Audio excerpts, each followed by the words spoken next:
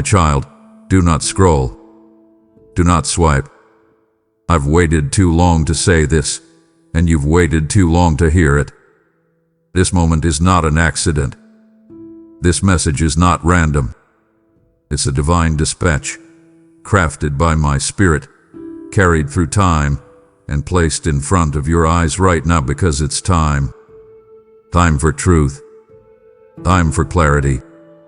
Time for me to tell you everything. You felt the pressure. You sensed the silence. You've carried questions that no one could answer. But I'm about to open my mouth, and when I do, nothing in your life will stay the same. Don't just listen, linger. Don't just watch, witness. Because hidden inside these next few minutes are the keys to why it's been so hard and why it's about to shift. I'm not just speaking, I'm summoning you. And by the time we reach the end, you'll understand why this was never just a video. It was a visitation. My beloved child, pause. Let your soul catch its breath. Let your spirit become still enough to hear me, not just with your ears but with your entire being. I have waited for this second with more anticipation than you could ever imagine. While you wandered through days where everything felt like delay, I was watching the clock of eternity tick toward this appointed hour. You are not here by mistake. This moment, this breath, this word you're reading right now is not the result of chance, scrolling, or coincidence.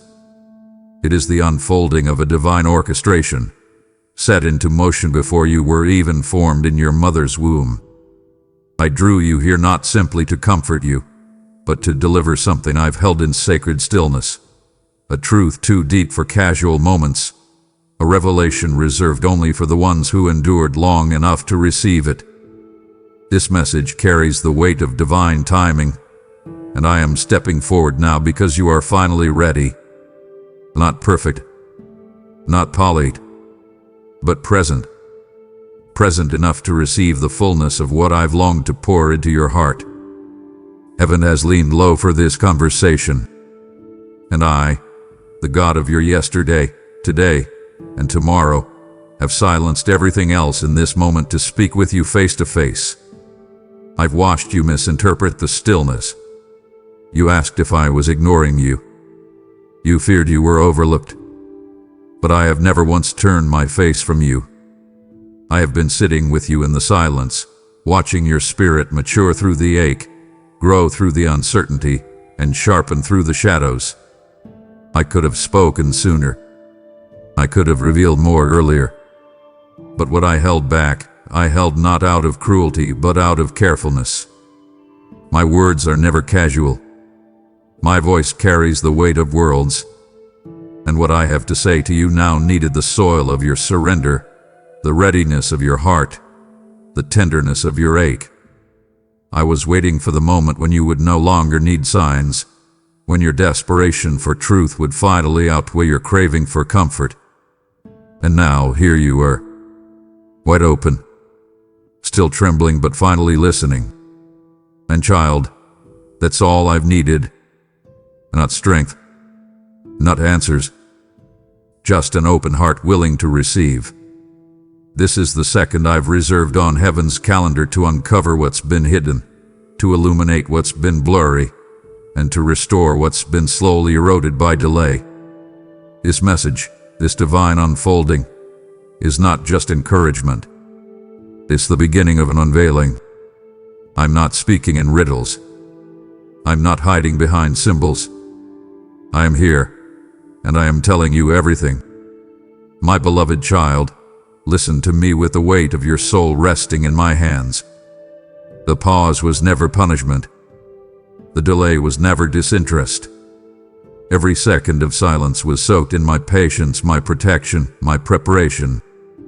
I've been holding something in my heart, something luminous, weighty, holy, and I couldn't give it to you until your heart was strong enough not to shatter under its truth.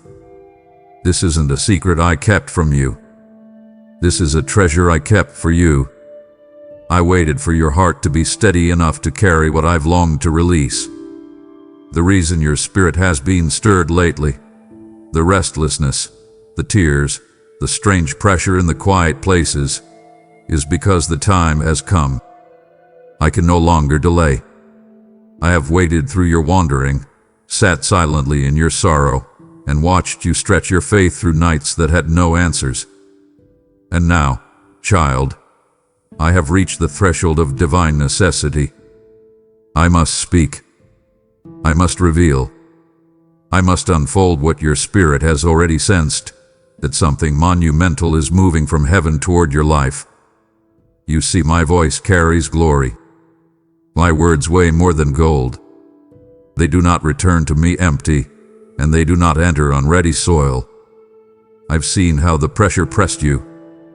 I've watched how the crushing crushed what you thought you needed and carved out the capacity I always knew was there.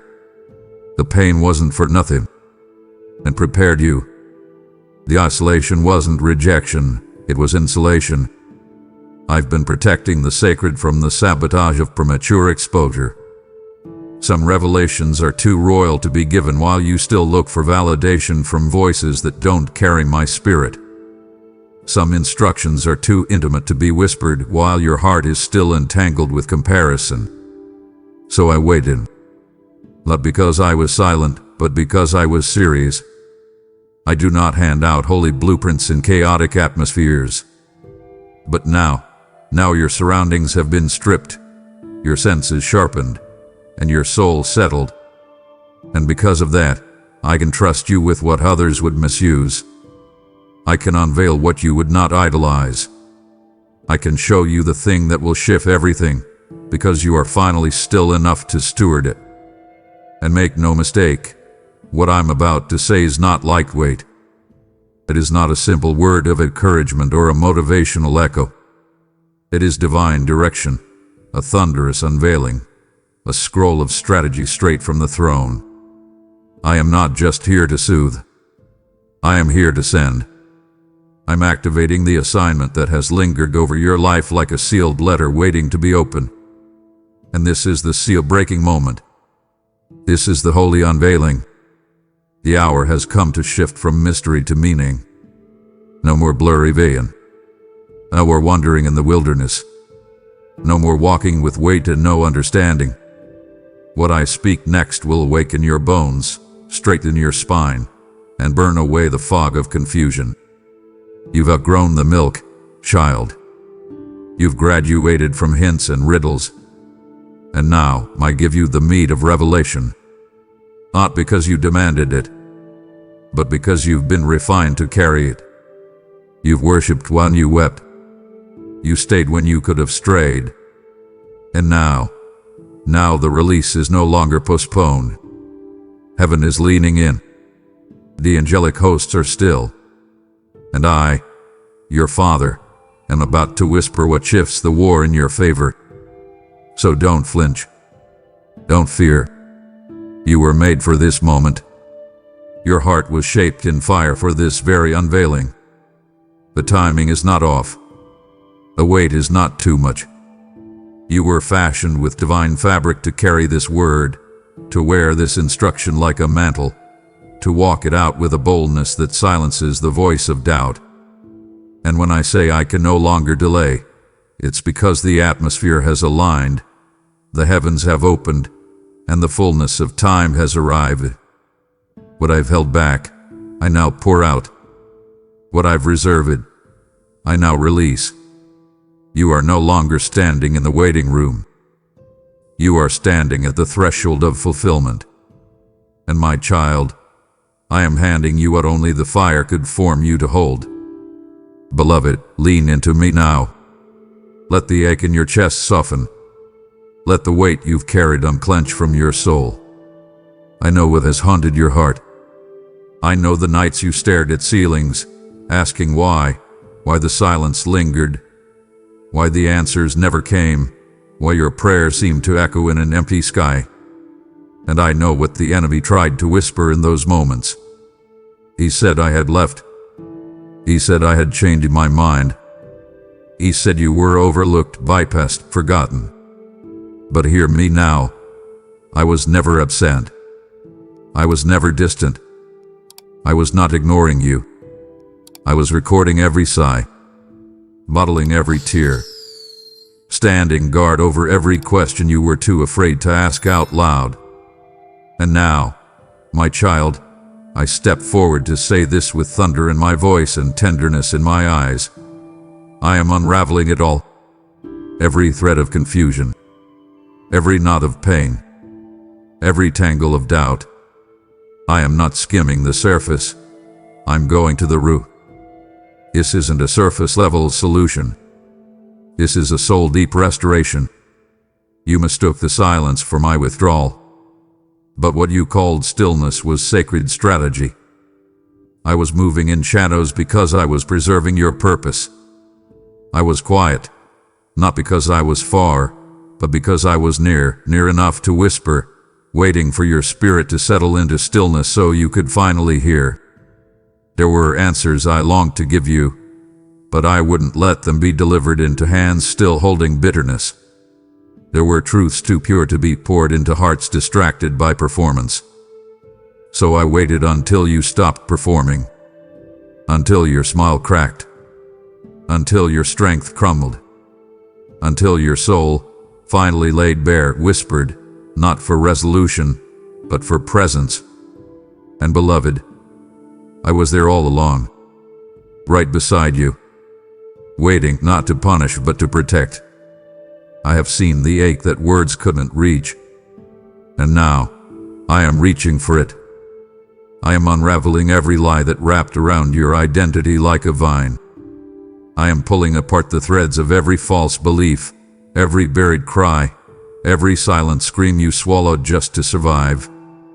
None of it has been wasted, and none of it is beyond my reach. You don't need to chase closure. I am the closure. I am the healing balm that touches what your mind forgot but your heart still remembers. You thought I was waiting for you to have the right words, the right posture, the right prayers. But I've come not because you performed, but because you persisted. You stayed. And now I will speak. I will explain. I will untangle the years of questions with a clarity that doesn't just settle your mind. It will settle your spirit. I am not interested in surface-level comfort. I am after soul-deep transformation. This is the moment I wrap my arms around your raw places and say, let me show you what I was doing in the dark. Let me reveal the reason for the delay, the purpose in the pain, the hidden protection in every unanswered prayer. What I say next won't just satisfy your curiosity. It will restore your trust. You don't need every detail to understand. You need my voice. And I am speaking now. So hold still, child. Don't run from the unraveling. Don't fear the layers I'm peeling back. This is not to expose you to shame. It's to expose you to truth. I am removing the mask of pain and replacing it with the mantle of revelation. You will see what you could not see. You will know what you could not grasp. And more than anything, you will feel my nearness again. I'm not answering to oppress. I'm answering to embrace. This unraveling is not destruction. It's divine undoing of everything that never came from me. And what remains when I'm done? Pure gold, a heart refined, a soul awakened, a child restored, and a testimony that screams louder than any silence ever could. My beloved, let me assure you that stirring in your spirit, that holy unrest you can't shake, that sudden stillness that fell upon your day, it is not a random wave of emotion. It is not a coincidence, a mood, or anxiety in disguise. It is me. I am the one behind the intensity you feel, the weight in the air, the pressure in your chest, the goosebumps that rise when no one is in the room, the way your breath catches mid-thought when something eternal brushes your atmosphere. You are not imagining this. You are not being over-spiritual. You are not losing your mind. You are finally stepping into divine alignment. And everything, I mean everything, is beginning to respond to the weight of heaven leaning closer. You have unknowingly stepped into a sacred second, one that was etched into eternity, and I need you to recognize what's happening around you. I've shifted heaven's gaze in your direction. I've summoned angels to attention. I've drawn a circle of divine protection around this message so it would not miss you. This moment, this breath, this whisper from my heart is the undeniable evidence that heaven is no longer watching silently. Heaven is speaking loudly, and this message is the echo of that holy sound. There are moments in a person's life where eternity collides with time, where the invisible world interrupts the visible one, and something holy demands to be heard. This is that moment for you. That holy interruption you've been sensing is not imagination. It is invitation. It's your spirit tuning into something beyond logic, something deeper, weightier, more real than the distractions you've tried to numb yourself with. I sent this message like lightning, fast, clear, and unavoidable, to cut through the static of every other voice. The urgency you feel is not meant to panic you, but to pull you. Pull you out of comfort. Pull you away from delay. Pull you into my presence where nothing stays the same. Don't brush this off as coincidence. Don't try to talk yourself out of what you know deep down. The whisper in your soul is mine. The knock you keep feeling in your heart is not just a feeling. It is me, the Lord of hosts, asking you to answer, to lean in, to not let this divine moment slip through your fingers. I am not passing by casually. I am coming directly to you with deliberate intention. I have stirred the atmosphere around you with holy precision, the kind of stirring that awakens slumbering destinies and silences demonic distractions. This message is more than a word. It's a divine deployment. You've crossed into a zone where your life is being summoned into significance. You may have felt like a background character in the story of your own life. But I'm here to tell you, you're not in the background anymore. Heaven has brought you to the front line. You are standing in a corridor of calling, a hallway of holy unveiling. You feel it, that electricity in your spirit, that thunder behind your thoughts, that fire in your belly that won't let you settle anymore. It's because I've lit a match in the middle of your ordinary day. I've branded this hour with eternal ink. You don't need confirmation from anyone else. This message is the confirmation. And confirmation, my beloved, is always a clue that something is about to be revealed. So stand up within yourself. Shake off the numbness. Open your spirit wide, because I am coming in with clarity, strategy, and holy fire that will not leave you the same. This isn't hype. This is holy. This isn't pressure. This is prophecy. You have felt me. You've heard me in the silence. You sensed me in the stirring. And now, I speak openly, urgently, without delay. The urgency you feel is sacred. It is a divine pulse pounding through your timeline, announcing the shift you didn't expect but have always needed. Do not harden your heart. Do not dismiss the signal. This is not just another emotional moment.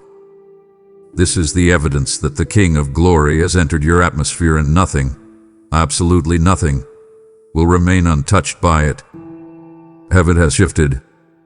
My eyes are on you, and I am speaking, not to a crowd, not to a group, but to you, directly, personally. Now, O child, hear the tenderness in my voice. This is not a reprimand. This is a revelation soaked in mercy. You thought I was punishing you with silence. You thought I had left you wandering in a wilderness without water. You feared that my silence meant rejection, that your questions had become too heavy, too messy, too complicated for me to want to answer. But listen closely. I never withheld because I was angry. I withheld because I was careful. I withheld because you matter too much for me to pour eternal truth into a heart still healing from temporal wounds. I wasn't punishing you. I was protecting you. You asked for wine, but I had to finish shaping the vessel first. I had to let the cracks show so I could seal them with my presence. I had to let the leaks of past trauma surface so I could heal them in the light, not hide them in the dark. Because if I had poured before the shaping was done, the very answer you longed for would have broken you instead of blessing you. And I love you far too deeply to watch that happen. My process is never rushed. My timing is never off. I am the master potter, the divine sculptor, the eternal artisan shaping your life with hands both firm and tender. Every pause in your timeline wasn't punishment, it was preparation. Every delay in your prayers wasn't rejection, it was refinement. I was watching your spiritual shoulders grow strong enough to carry the weight of what you asked me for. You prayed for understanding, and I said, yes, but not yet. You begged for breakthrough, and I answered, absolutely, but only after the breaking has refined you. You see, I wasn't trying to make you earn it. I was making sure you could steward it. Because the anointing I have for you isn't lightweight. The oil I've reserved for your life isn't cheap. It costs something. And if I had given it to you before the inner scaffolding of your soul was fortified, the wine of my wisdom would have spilled through your cracks. But now you've been sealed in surrender. Now you've been forged in fire. Now your spirit is not just ready to receive, it's ready to carry, protect, and pour. Don't mistake my care for cruelty, my delay for distance. What looked like heaven's no was actually heaven's not yet. I delayed because I love you. I withheld because I honor what I give, and I honor who receives it. I am not a careless father. I do not hand gold to those still playing in the sand. But when I find a heart that has bowed, stayed, surrendered, I pour. I pour without measure. And beloved, your time of pouring is coming swiftly. You stayed through the stillness. You didn't break in the waiting. You let the shaping finish. And now, what I'm about to release will not be wasted. It will not leak. It will not falter. Because I see the strength of your soul, and I trust your hands. So lift your head. You are not being punished. You are being promoted. You are not forgotten. You are being fortified. But I held back wasn't rejection, it was reservation. I was reserving something rare for someone who could carry it. And now I say to you, the shaping is complete. The vessel is ready. And the wine is flowing. Get ready, child. What's about to be poured into you will not only answer the questions of your past, it will activate the calling of your future. Because I love you. Because I've always loved you. And because I'm just getting started. My beloved child, you asked for clarity, and heaven leaned in. I saw your lips tremble with prayers that had no punctuation. I saw the ache in your eyes when you tried to interpret the silence. You didn't want surface answers. You weren't looking for shallow inspiration. What your soul craved, even when your lips couldn't form the words, was substance, not sentiment. You wanted divine direction, not diluted distraction. But listen to me with your heart wide open. I could not answer when your desperation was still looking for relief instead of revelation. I could not speak clearly when your spirit was still begging for comfort over correction. So I waited.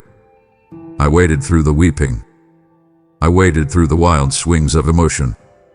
I waited until your soul matured past the need for quick fixes and started hungering for my full truth, even if it came with weight, even if it came with work. And oh, how sacred that moment was. The moment you finally stopped pleading for escape and started asking for endurance. That shift wasn't loud, but it shook heaven. When you whispered, "God, show me what I need to see, not just what I want to hear," something shifted in the spirit realm. That one sentence gave me full access. That one surrender shattered the ceiling that confusion built around your clarity. You didn't realize it, but your longing graduated from emotion to alignment. You stopped chasing temporary peace and started seeking eternal purpose. And child, I have been waiting for that exact moment.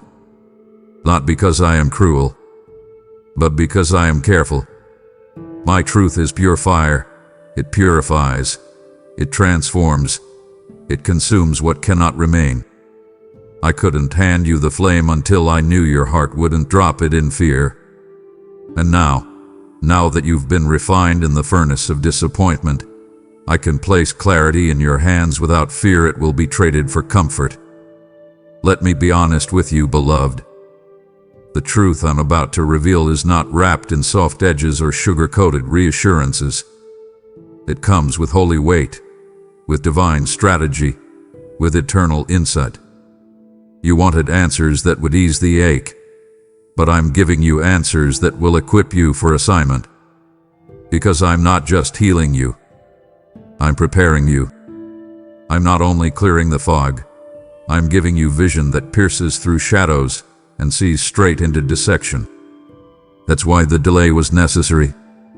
That's why I let the silence linger until you stopped measuring your worth by how quickly I responded and started trusting my heart even when I did.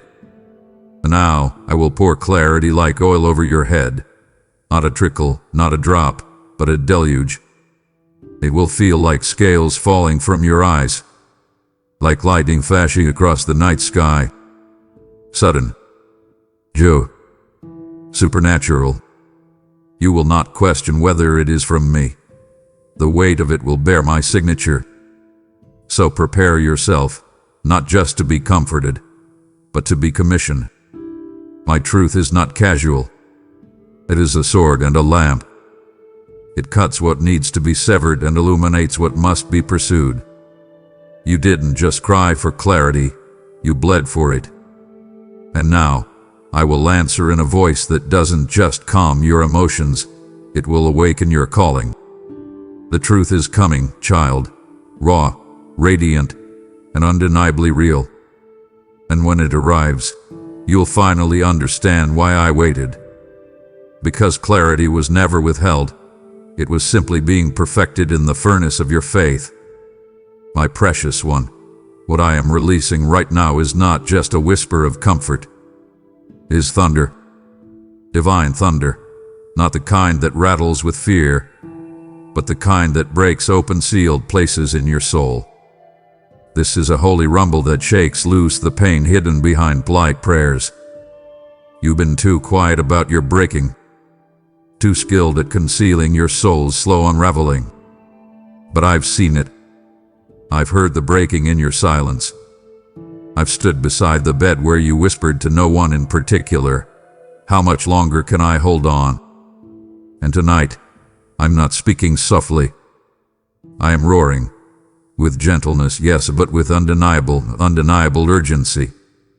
My voice is splitting through the silence that wrapped around your ache like a cocoon of numbness. You thought no one saw. You assumed no one noticed.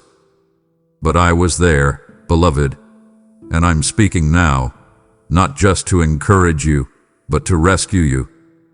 I'm not whispering because this is not the time for subtlety. This is not the hour for half-truths and half-steps. This is the hour where I break open what was buried and breathe into what was beginning to die. My voice is targeted, surgical, specific, sacred.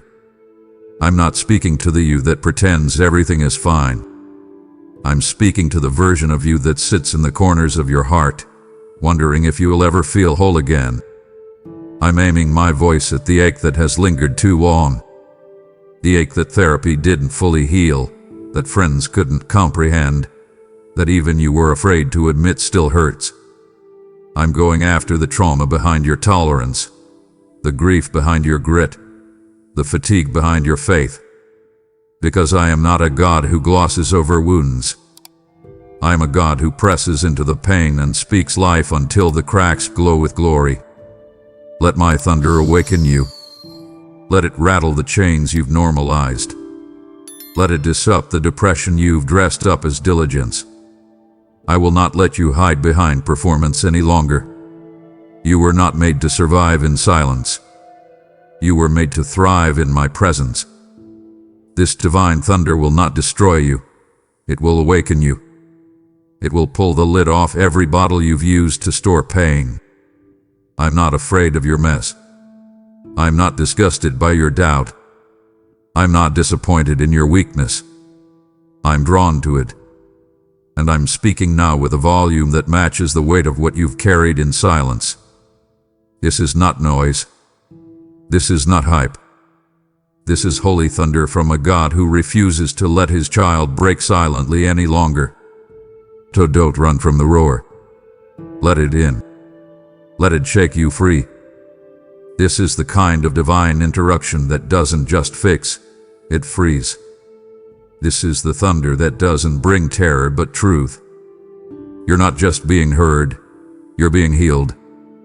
And the places that cracked in silence, I'm sealing them now with strength. The wounds that whispered you're alone, I'm answering them with a voice that says, I'm right here, and I always have been. So receive this thunder, wrapped in tenderness. Because it's not just meant to stir you, it's meant to save you. And I promise you this, after this storm of truth, you won't break the same way again. Child, listen carefully. I did not let them leave because I was punishing you. I allowed the separation because I was protecting you. The people who walked away, the patterns that crumbled, the places that no longer felt like home, none of it was coincidence. Every departure, every disconnection, every door that closed was divinely permitted, not to isolate you, but to insulate you. I know how deeply it hurt. I know how abandonment echoed like thunder in the hollow spaces of your heart. I saw the tears you didn't let fall until the room was dark.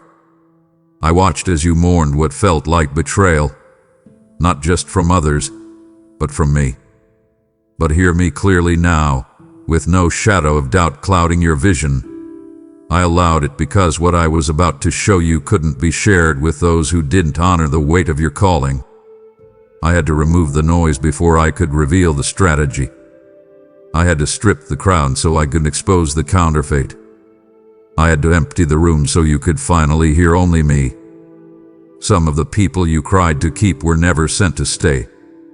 They were assignments, not alignments.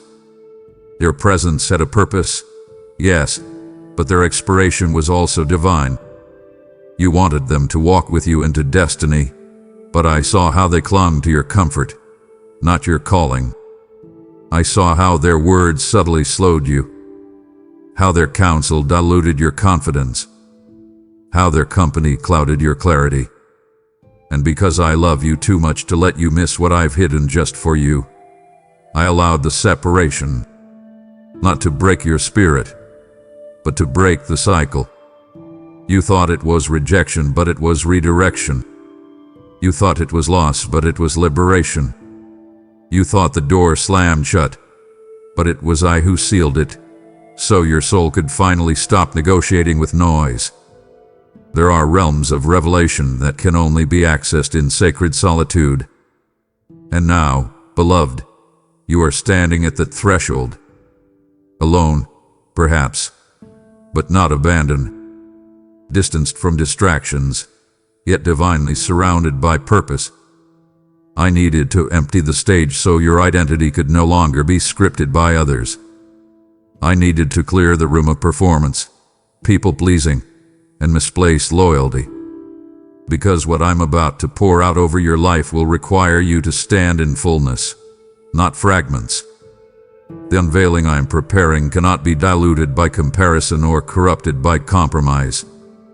This is holy ground, and not everyone was willing to take off their shoes. So I removed them.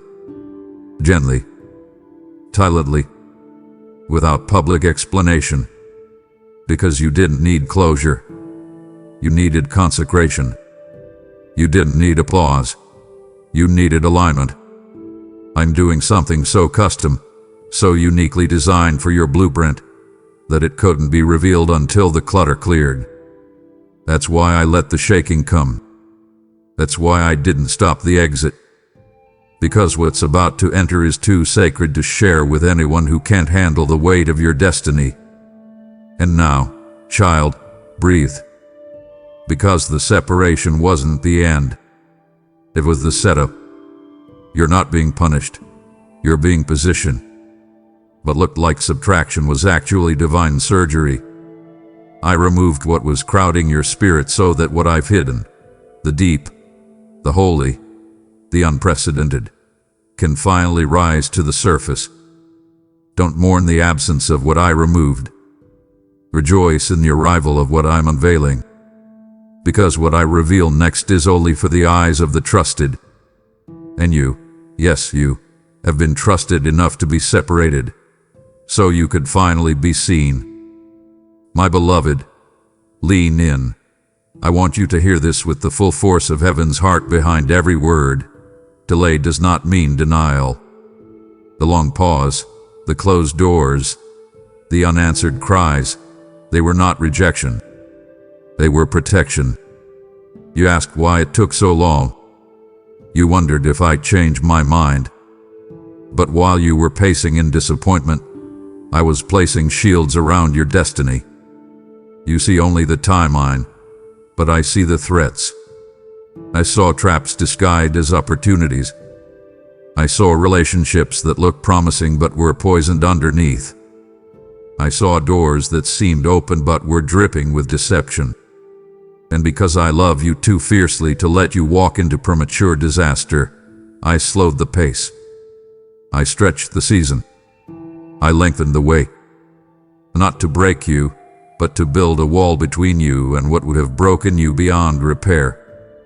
I wasn't being silent. I was securing. I wasn't stalling. I was sanctifying. You didn't know what was lurking behind the doors you prayed I'd open. You couldn't see the spiritual sabotage waiting to pounce. What I did. I've read every file the enemy tried to write against your future. And every time he sent an assignment masked as a breakthrough, I intercepted it with delay. Every time he tried to sneak in with subtle sabotage, I rerouted your steps. You thought you missed your moment, but you missed a minefield. You thought I was absent, but I was active behind the scenes, removing what you didn't even know was dangerous. I saw how fragile you felt in the fog. I heard every "why not now, Lord?" But if I had given it to you when you asked, it would have crushed you with counterfeit weight. So I secured your future by slowing your present. I protected your promise by preserving your process. And I need you to see this, not as a failure, but as a fortress. Delay was not your defeat, it was your divine defense. I've been building boundaries around the purity of your purpose. And now, because you trusted me even when the timeline twisted, I will show you why the wait was worth every weeping night. The very thing you thought would never come is arriving, but without the contamination it once carried. What I'm giving you now is clean, clear, covered in glory. It doesn't come with strings. It doesn't come with compromise. It comes with my seal of protection, my stamp of heaven's timing, and my signature of intentionality. This isn't just a blessing, it's a blueprint. And it couldn't be released until the atmosphere around you was ready to receive it. But now, child, now the air is clear. The soil is ripe. The shield has done its work. And the delay has expired. So lift your head. Reframe the memory. What you called wasted time was actually woven security. The days you labeled as detours were divine designs. I was never delaying your joy. I was defending your future. And now that the danger has passed, and your discernment has sharpened, I will move quickly, suddenly, undeniably. What was once held back is now being handed over. And the delay will serve as proof that your promise is pure, preserved and prepared perfectly by my hand. My precious child, what I've held back from your eyes wasn't withheld in cruelty. It was preserved in holiness. You have cried out for more clarity, more vision, more revelation, and I've heard every longing, every whisper, every teardrop prayer. But what I'm about to show you is not small. It's not trivial. It's not a fleeting flicker of inspiration. What I am revealing is sacred, weighty with wonder, burning with divine wisdom, pulsing with purpose. And this level of revelation could only descend when your spirit was no longer shaking under the weight of fear or buckling under the burden of frustration. I needed your spirit to be steady, still, surrendered. I could not release the sacred into a soul still spinning in worry, still chasing noise, still gripped by performance. The vision I am about to unveil requires strength, not the strength to strive, but the strength to receive. To be still and know. To behold, not just glance. To carry, not just consume. That's why I waited until now. The sacred is not loud. It doesn't compete with chaos. It enters through stillness, through the posture of awe, through the hush that descends when flesh surrenders to spirit. And now, after the storms you've weathered, the trials you've endured, the internal earthquakes that leveled what was shallow, you are steady enough. Your roots have grown deep beneath the surface. Your spirit has learned to hold space for silence, to sit with mystery, to remain faithful even without feeling. That's why the unveiling begins here. Not when you were shouting, not when you were striving, but now that your soul has finally settled into surrender. What I'm about to place in your hands would have slipped through them in seasons past. But now your fingers are open, not clenched. Your heart is ready, not racing. Your posture is not packed, it is poised. You've stopped begging and started beholding. And I, the God of glory, do not pour the sacred into rushing streams. I wait for still waters, and now I see them in you. Don't mistake this moment for another emotional encounter. This is not a spiritual high. This is a spiritual handoff. I'm giving you blueprints, not just blessings. I'm handing you maps, not just moments. This is sacred strategy straight from my throne room. And it will require you to walk differently, to speak differently, to discern differently. You're not just being filled, you're being formed. The revelation I'm about to unfold will demand maturity. It will stretch your faith, expand your vision, and refine your assignment. But fear not. I will walk with you every step. I do not show without shepherding. I do not reveal and then retreat. What I'm about to show you will change the way you see yourself, your path, and even your past. Because everything that seemed random will now be reframed in light of this sacred unveiling. So breathe deeply, my child. Let the stillness remain. Let the hush of heaven rest on your shoulders like a mantle. This is the moment you were made for, not to chase the sacred, but to carry it. And now that your spirit is steady, your eyes are about to be opened in ways you've never imagined. What once looked like fragments will now look like formation. What once seemed delayed will now appear perfectly timed.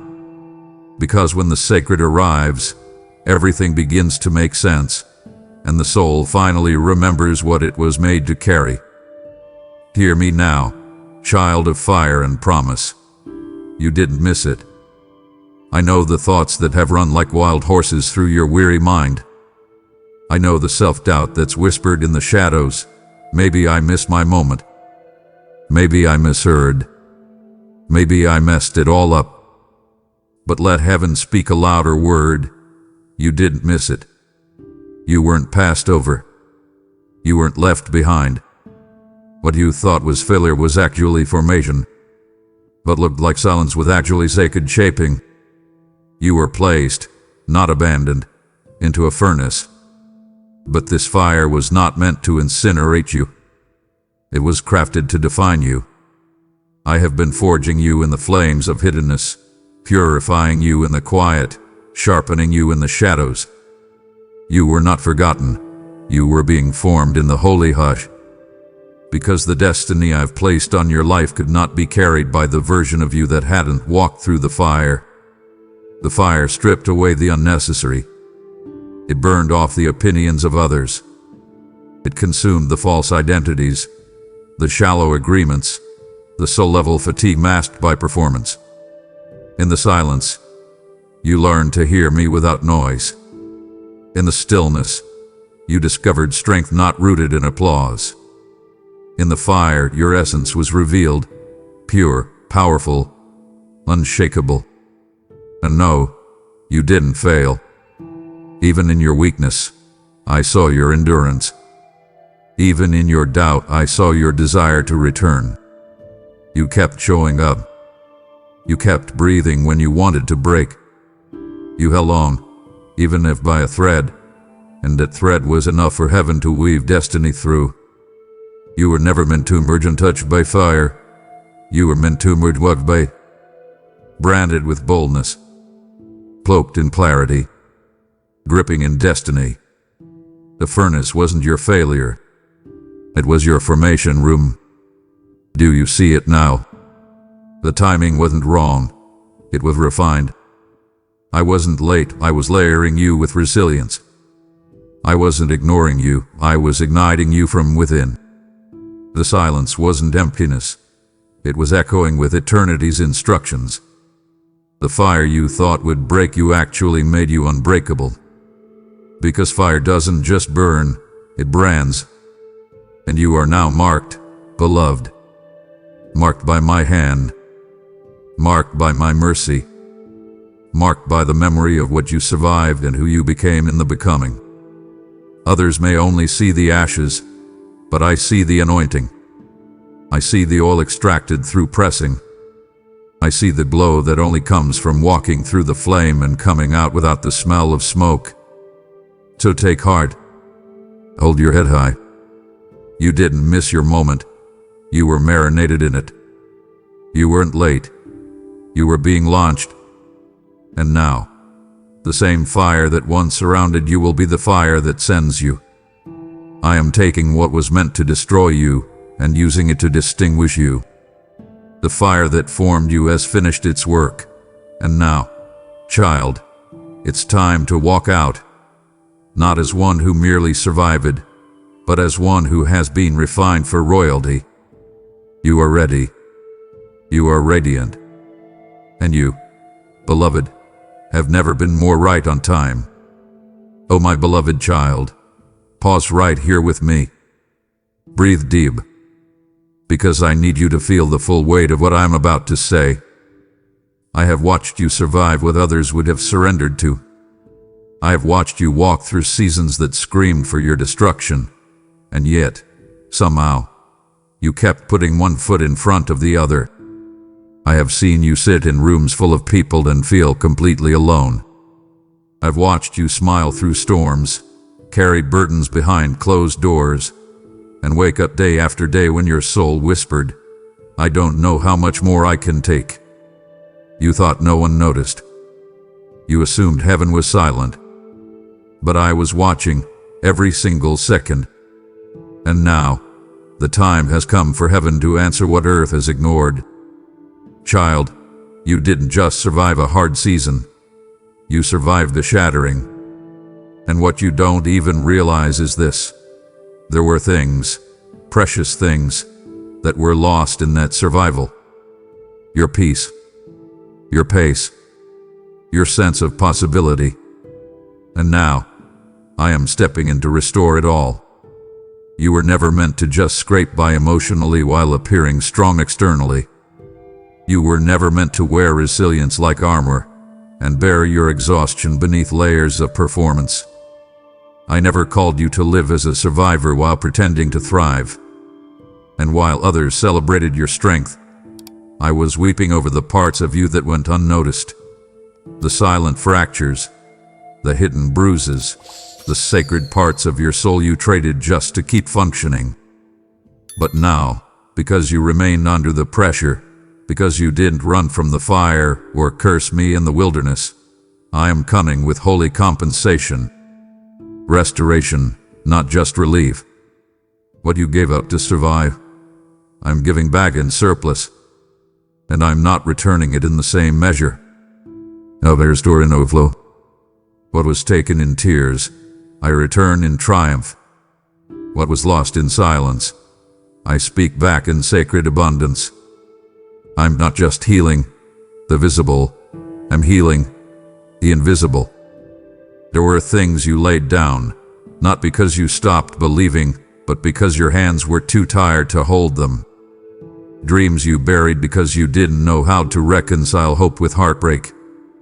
And beloved, I'm not asking you to go dig them up. I'm resurrecting them myself. I'm reaching into the graveyard of your forgotten expectations and breathing my spirit into bones you thought were long dead. I'm restoring rhythm to your joy. I'm restoring softness to your heart. I'm restoring fire to your faith. I'm even restoring laughter, the deep, Bella-born, childlike laughter that hasn't risen in years. This is not just a season of getting back what was taken. This is a divine reversal. What the enemy thought he stole from you will now become the very soil I use to grow your testimony. And those cracks, those silent breaking points, I'm filling them with glory, not shame, with power, not pretense. So don't be afraid of the restoration process. Don't pull away when I start to touch the tender places. This isn't a repeat of the past, it's a redemption. I restore differently. I restore in layers, in waves, in whispers and wonders. And I'm not doing it on your timeline. I'm doing it on my throat line. You won't just feel better, you'll be better. Transformed, not just treated. Empowered, not just patched up. You survived the shattering, child. Now get ready for the sacred restoration. Because what I give back will not look like what you lost. It will look like what you always needed but never dared to dream was possible. You've heard me call you, and you felt the tremble in your spirit because you know. This is not just for you. This word was born to move through you into the lives of others still sitting in silence, still waiting for someone to tell them everything. I speak now to the giver in you, the one who wants to see this fire go farther. As it is written, the generous will prosper. Those who refresh others will themselves be refreshed. Proverbs 11:25. Beloved, when you sow into this soil, whether through super thanks, membership, or the offering I've stirred in your heart, you are not tipping a channel. You are releasing living oil into empty lamps. You are funding the fire that awakens my lost ones. Let your giving echo your obedience. Do it now. Don't delay, because someone else's breakthrough is waiting on your yes. Listen carefully, my child. I am not bound by your timeline. I do not speak to you based only on your current condition. I am the Alpha and the Omega, the author and the finisher, and when I speak, I address both the present and the promise. What I'm releasing into you now is not just for today's tears, it is for tomorrow's triumph.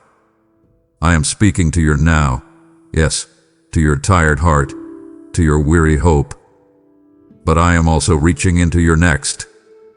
I am rearranging atmospheres you haven't even walked into yet. I am preparing places, people, platforms, assignments that are waiting to meet the version of you I've been forming in the fire.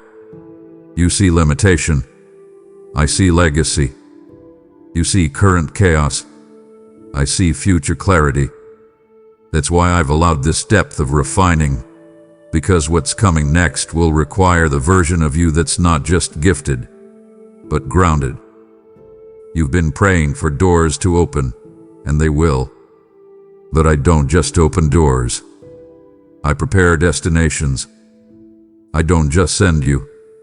I set the stage. That's why I've been stirring you in the midnight hour, awakening you with dreams too big to make sense in your current setting. Because those dreams aren't reflections of where you are. They are previews of where I'm taking you. You thought you were stuck, but in truth, I've been slowing your steps so that your future could catch up. And now, child, your next is no longer just a concept. It's a crafted reality. I've gone before you. I walked ahead of you. I've bent timelines and shaken systems to ensure that when you arrive, you're not entering uncertainty. You're stepping into divine arrangement. I've been talking to people about you who don't even know your name yet. I've been stirring hearts on your behalf, creating favor in places you've never even visited. The very next room you enter, you'll realize I've already decorated it with destiny. You won't have to manipulate to get there. You won't have to perform to be seen. Because this next move is not about striving, it's about alignment. I'm not just bringing you into new places. I'm making those places ready for who you've become. What I'm building for you isn't temporary, it's timeless. You'll walk into environments that feel like they've been waiting for your arrival. And that's because they have. They were shaped in secret, reserved in reverence, protected by providence, all for this appointed hour. So don't just look at your now and assume I'm done speaking. I am speaking to your next. I am speaking beyond the circumstances you can see, into the purpose you're about to meet. And every word I release now is a seed planted not just for survival, but for future stability. You've trusted me with your pain, and now trust me with your path. Because what's next is not only real, it's ready. And I, your God, have gone before you to ensure that when you get there, you'll realize it wasn't a surprise. It was sovereignly designed. My beloved, I have seen the shadowy paths you've walked, the moments when your spirit dimmed under the weight of confusion, exhaustion, and silence. You've trudged through emotional fogs that wrapped around your thoughts like chains, binding your joy and blurring your vision. You wondered where the light was. You kept your head low, whispering prayers through clenched teeth, asking, when will this darkness break? And child, hear me now. The light is not far off. It is not some distant glow in the final stretch of a long tunnel. It is not postponed for a future you have yet to earn. The light is imminent. It is divine, and near and trembling to break through, not eventually but now. Not out there but right where you are. You're not waiting for the light to catch up to you. The light is waiting for your soul to recognize it's already surrounding you. You assumed the tunnel was endless because the shadows were loud. But shadows, beloved, are not the absence of my presence, they are the evidence of it. Shadows can only exist where light is nearby. And though you felt surrounded by darkness, what you didn't see is that I've been standing behind you the whole time, shining my glory in such a way that even the shadow was part of the design. Every step you took in the dark was still on holy ground. Every silent night was still filled with my breath.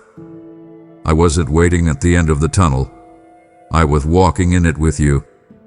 And now, because you kept walking, because you didn't give up when you couldn't see, I am about to do something glorious. I will break through right here, right now.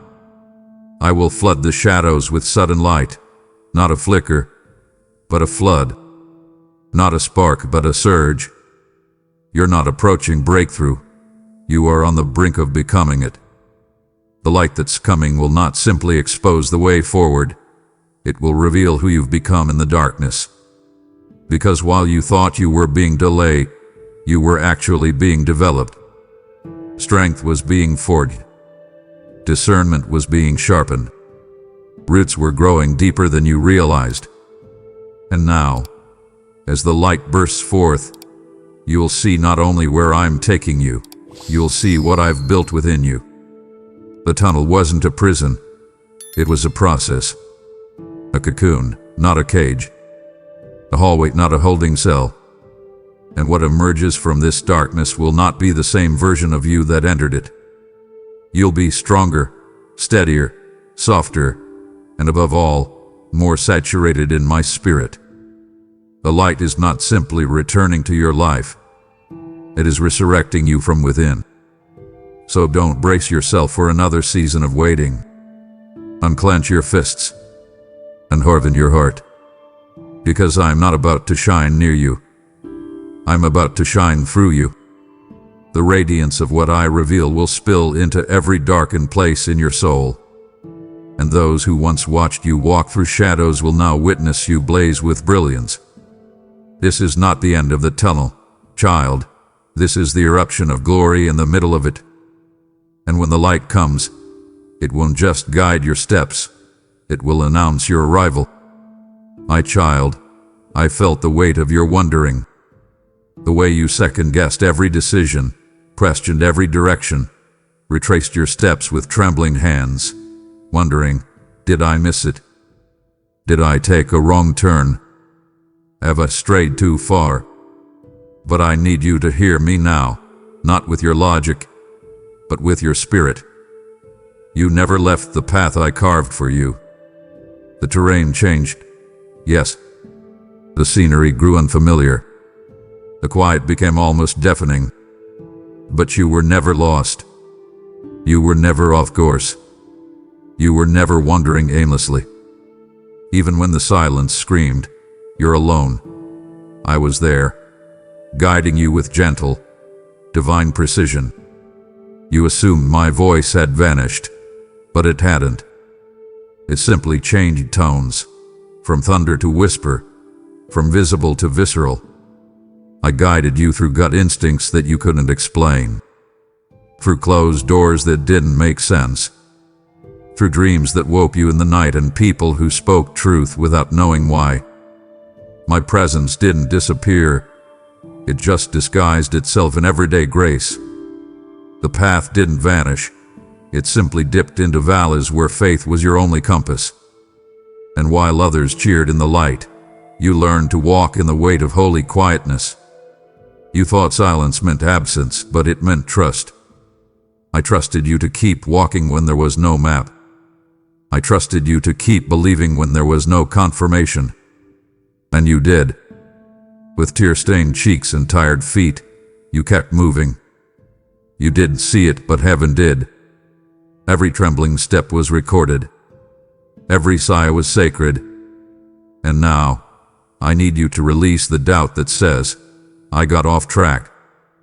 Because, child, you've been walking in my will all along. I am not a God who discards the faithful because they falter. I am not a master who punishes missteps. I am a father who redirects with mercy, who leads with love, who speaks even when the voice is faint. You thought the path was lost, but I was refining your ability to follow without needing full explanation. I was teaching you the language of trust. You didn't fail, you followed. Not perfectly, but persistently. And that's what I honor. Heaven doesn't require perfection, it requires alignment.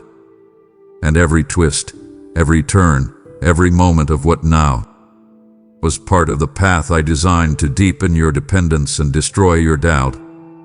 So now, as I begin to speak louder again, as the fog begins to lift, you'll see what I've been orchestrating all along, a path not just protected, but perfectly personalized for you. So breathe, beloved. Shake off the shame. Release the regret. You haven't missed it. You haven't failed. You haven't wandered beyond my reach. You've walked exactly where I placed your feet, even when you didn't understand it. And now, I will flood your spirit with confirmation. I will illuminate your path again with clarity, not just direction. And you will walk forward, not with hesitation, but with holy confidence. Because the path isn't just beneath you, it's within you. And I, your God, have never stopped guiding you, even in the silence. Beloved child, lean in close, for what I am whispering now is not intended for the masses. It carries DNA, the fingerprints of your specific passage, your particular process, your prayer-ought pathway. I am not releasing random revelations or recycled blessing. No, this word is custom sealed, fashioned on the anvil of your obedience, honed by the hammer of your endurance, cooled in the waters of your faith under fire. This truth has your name on it. It has your scars and your sacred scars interlaced through it like threads of destiny, woven into a tapestry of purpose that can only be claimed by the one who has walked the way you've walked. I know exactly how your heart shuddered in the silence. I know how you nearly let go in the darkness.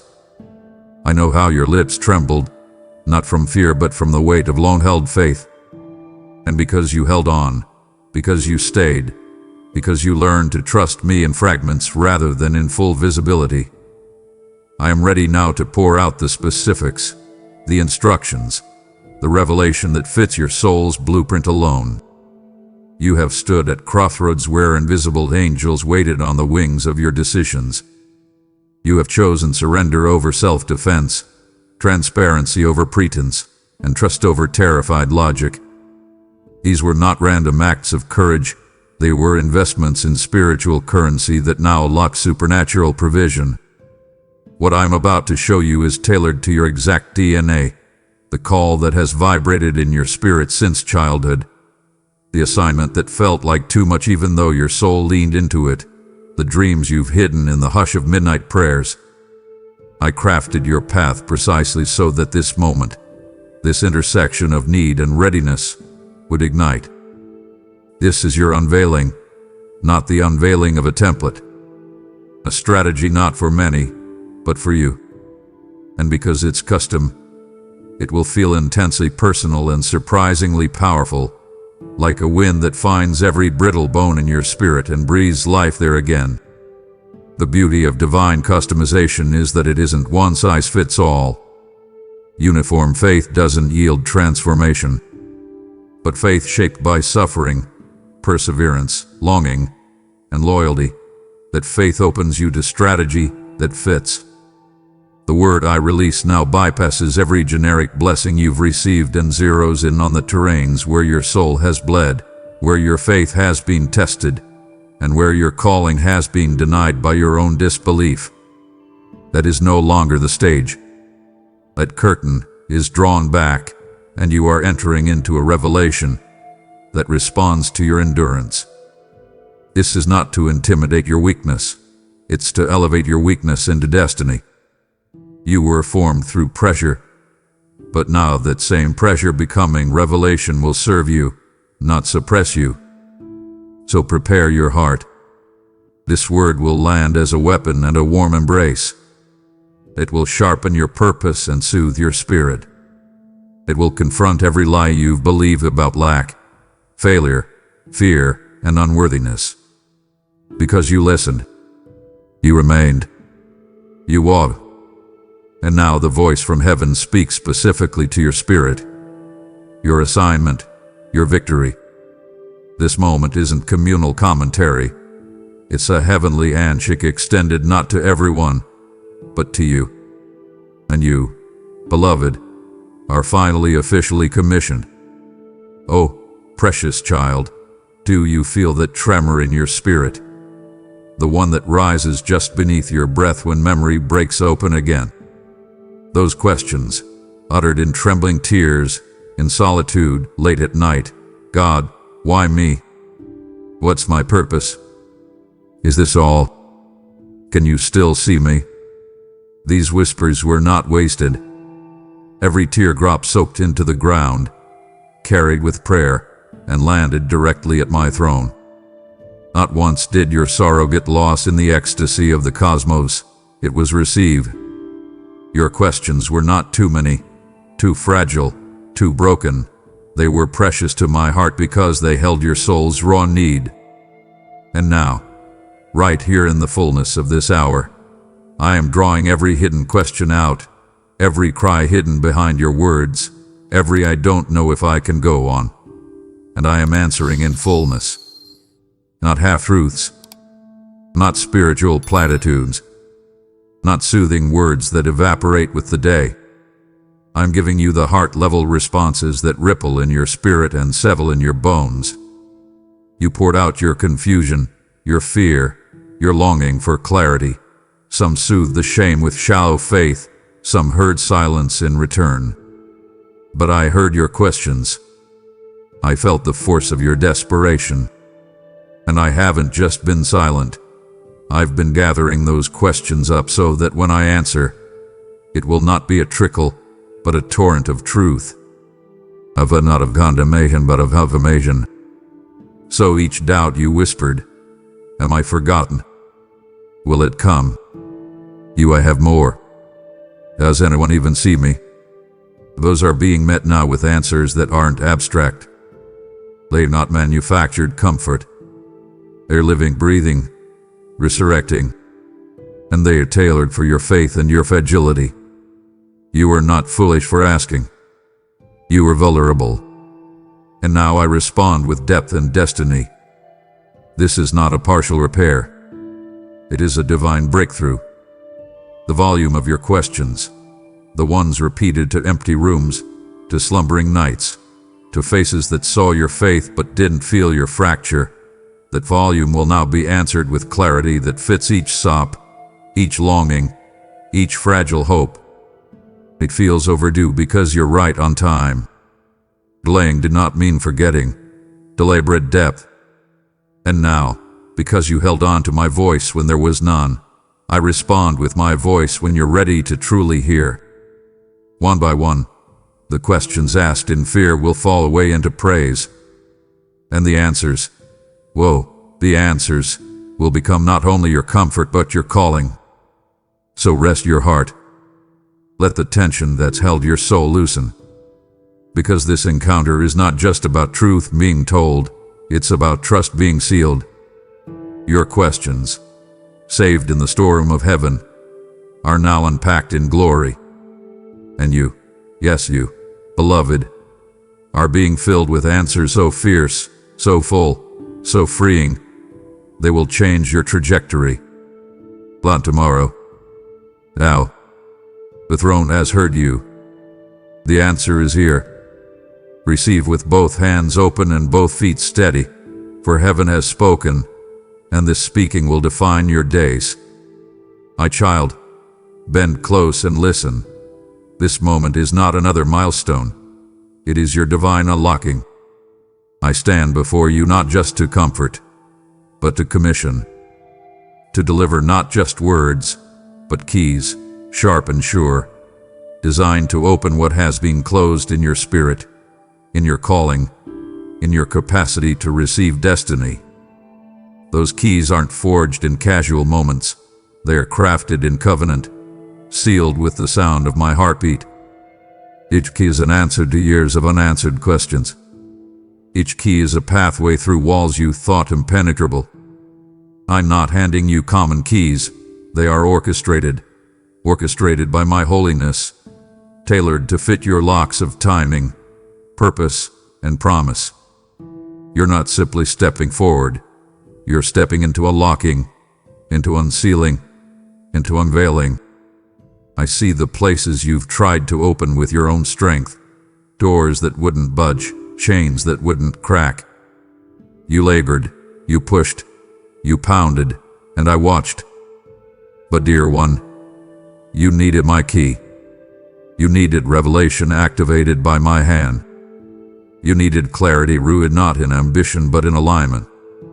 And now, because your spirit has pressed through purification, I am releasing keys of clarity, keys of courage, keys of covenant, keys of connection to your calling, keys of comprehension that will break down confusion, keys of confidence that will shatter every false narrative. When you receive these, you will not just walk through open doors. You will stand inside realms that have waited for your arrival. But know this, unlocking is not always easy. It evokes trembling. It breaks the barren places. It confronts inertia with holy motion. You may feel the click of the lock, followed by the tremor of shifting ground beneath your feet. That is good.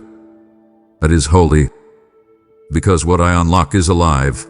Pulse and power and presence reside in every chamber. Don't fear the tremor. It's the sound of your soul aligning with your assignment.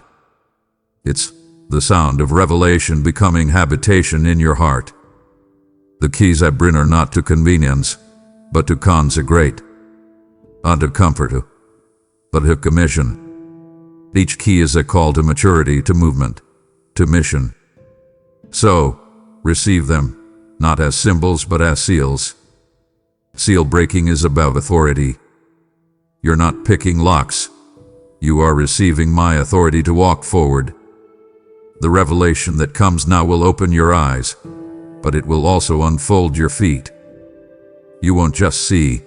Your steps will align with the unsealed purposes I have whispered over you from before time. This is more than potency. It's possession of promise. This moment, beloved, is not just an unlocking. It is an unveiling of everything I've written for you.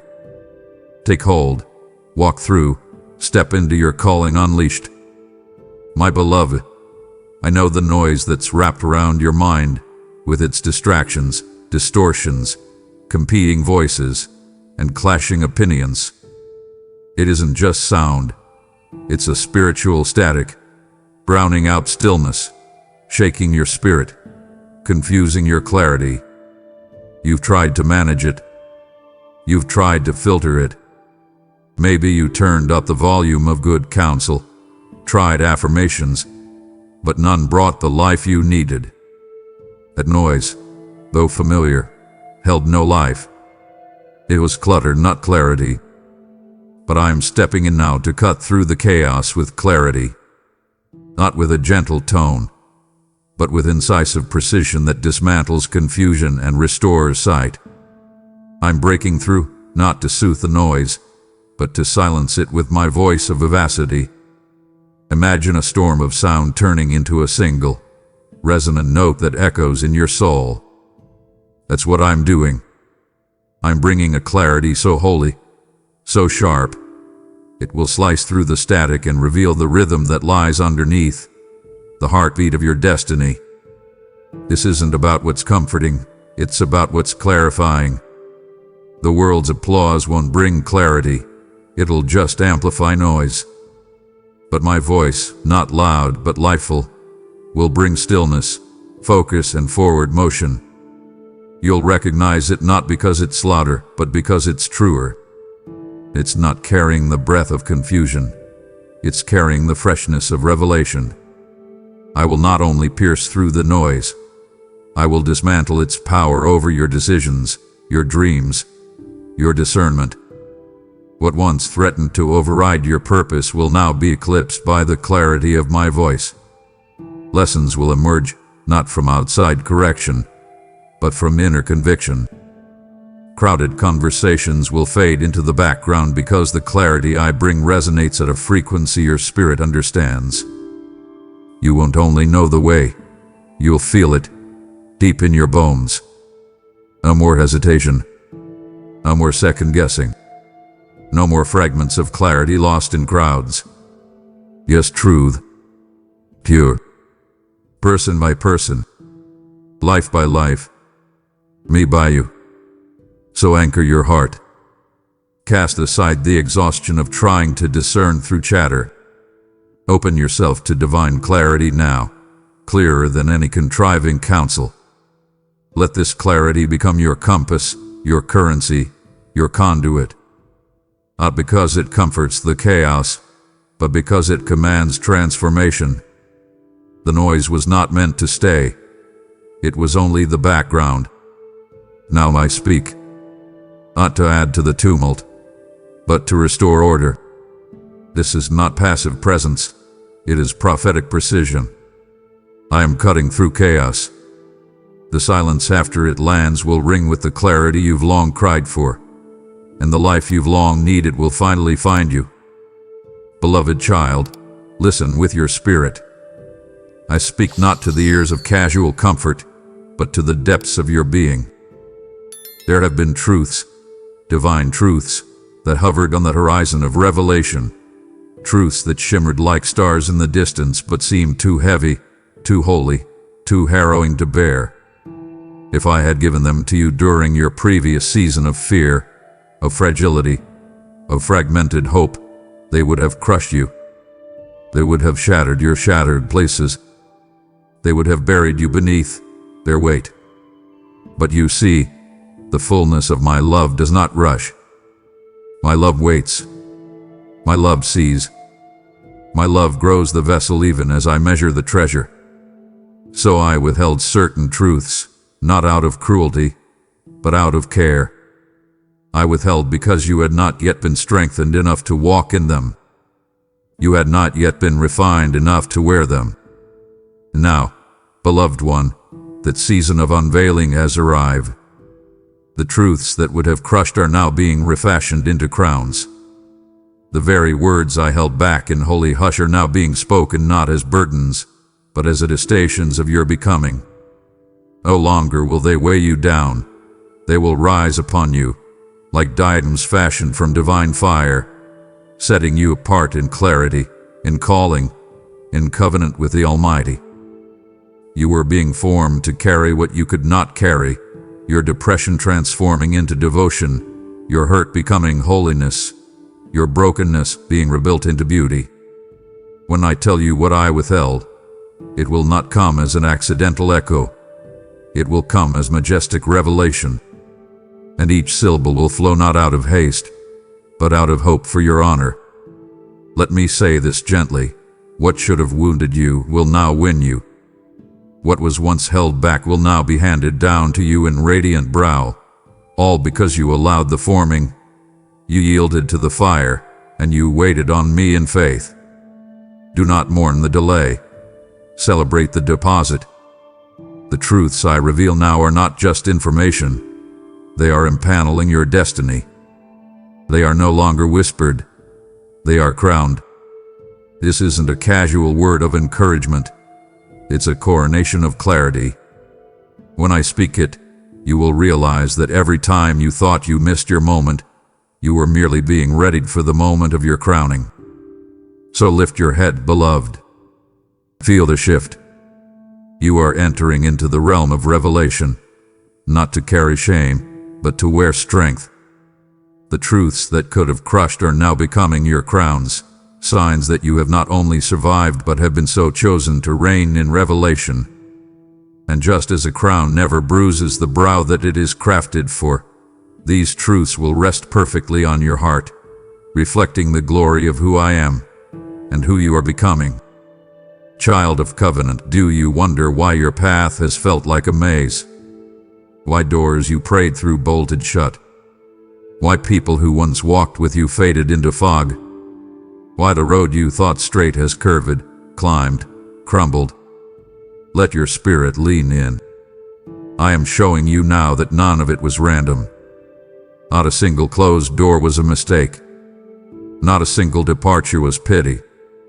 Not a single twist was waste. Everything that seemed confusing, heartbreaking, unnecessary, every roadblock, was woven with divine purpose. Every separation was sowing. Every turn was training. Everything that hurt was part of the holy architecture I was building around your soul. You see, I'm not just a God of open doors. I am a God of divine dislodging, of detours that steer, of closures that conserve, of turnings that tune you into your destiny. The shut door protected you from a promise that would have cost you more than it was worth. The exit of that person preserved your peace so that what I bring will be pure. The unexpected detour that felt like derailment was actually a rerouting for your good, for my purpose, for a better provision. You thought those moments marked failure. But they were not random. They were my designs in disguise. I entwined purpose into every painful pause, precision into every misstep, and promise into every perplexing turn. Now the stories I'm writing in your life will make sense. The puzzles will have pieces. The suffering will find the purpose. You're not being walked away from. You're being prepared for. I'm revealing to you the why behind the winding. Each closed door will now appear as divine defense. Every disappearance, as stewardship. Every deviation, as a redirection toward revelation. And when the pattern unravels, you'll see that while you were disoriented, you were being orchestrated. Every fragment you thought was fate was actually a fragment of my blueprint, crafted so that when you step into what's next, you won't just walk forward, you'll walk with wisdom that only wildness could birth. So when I speak it, you'll understand the marvel of my method in your mess. The narrative becomes holy, not hurtful. The parallel is purposeful, not pointless.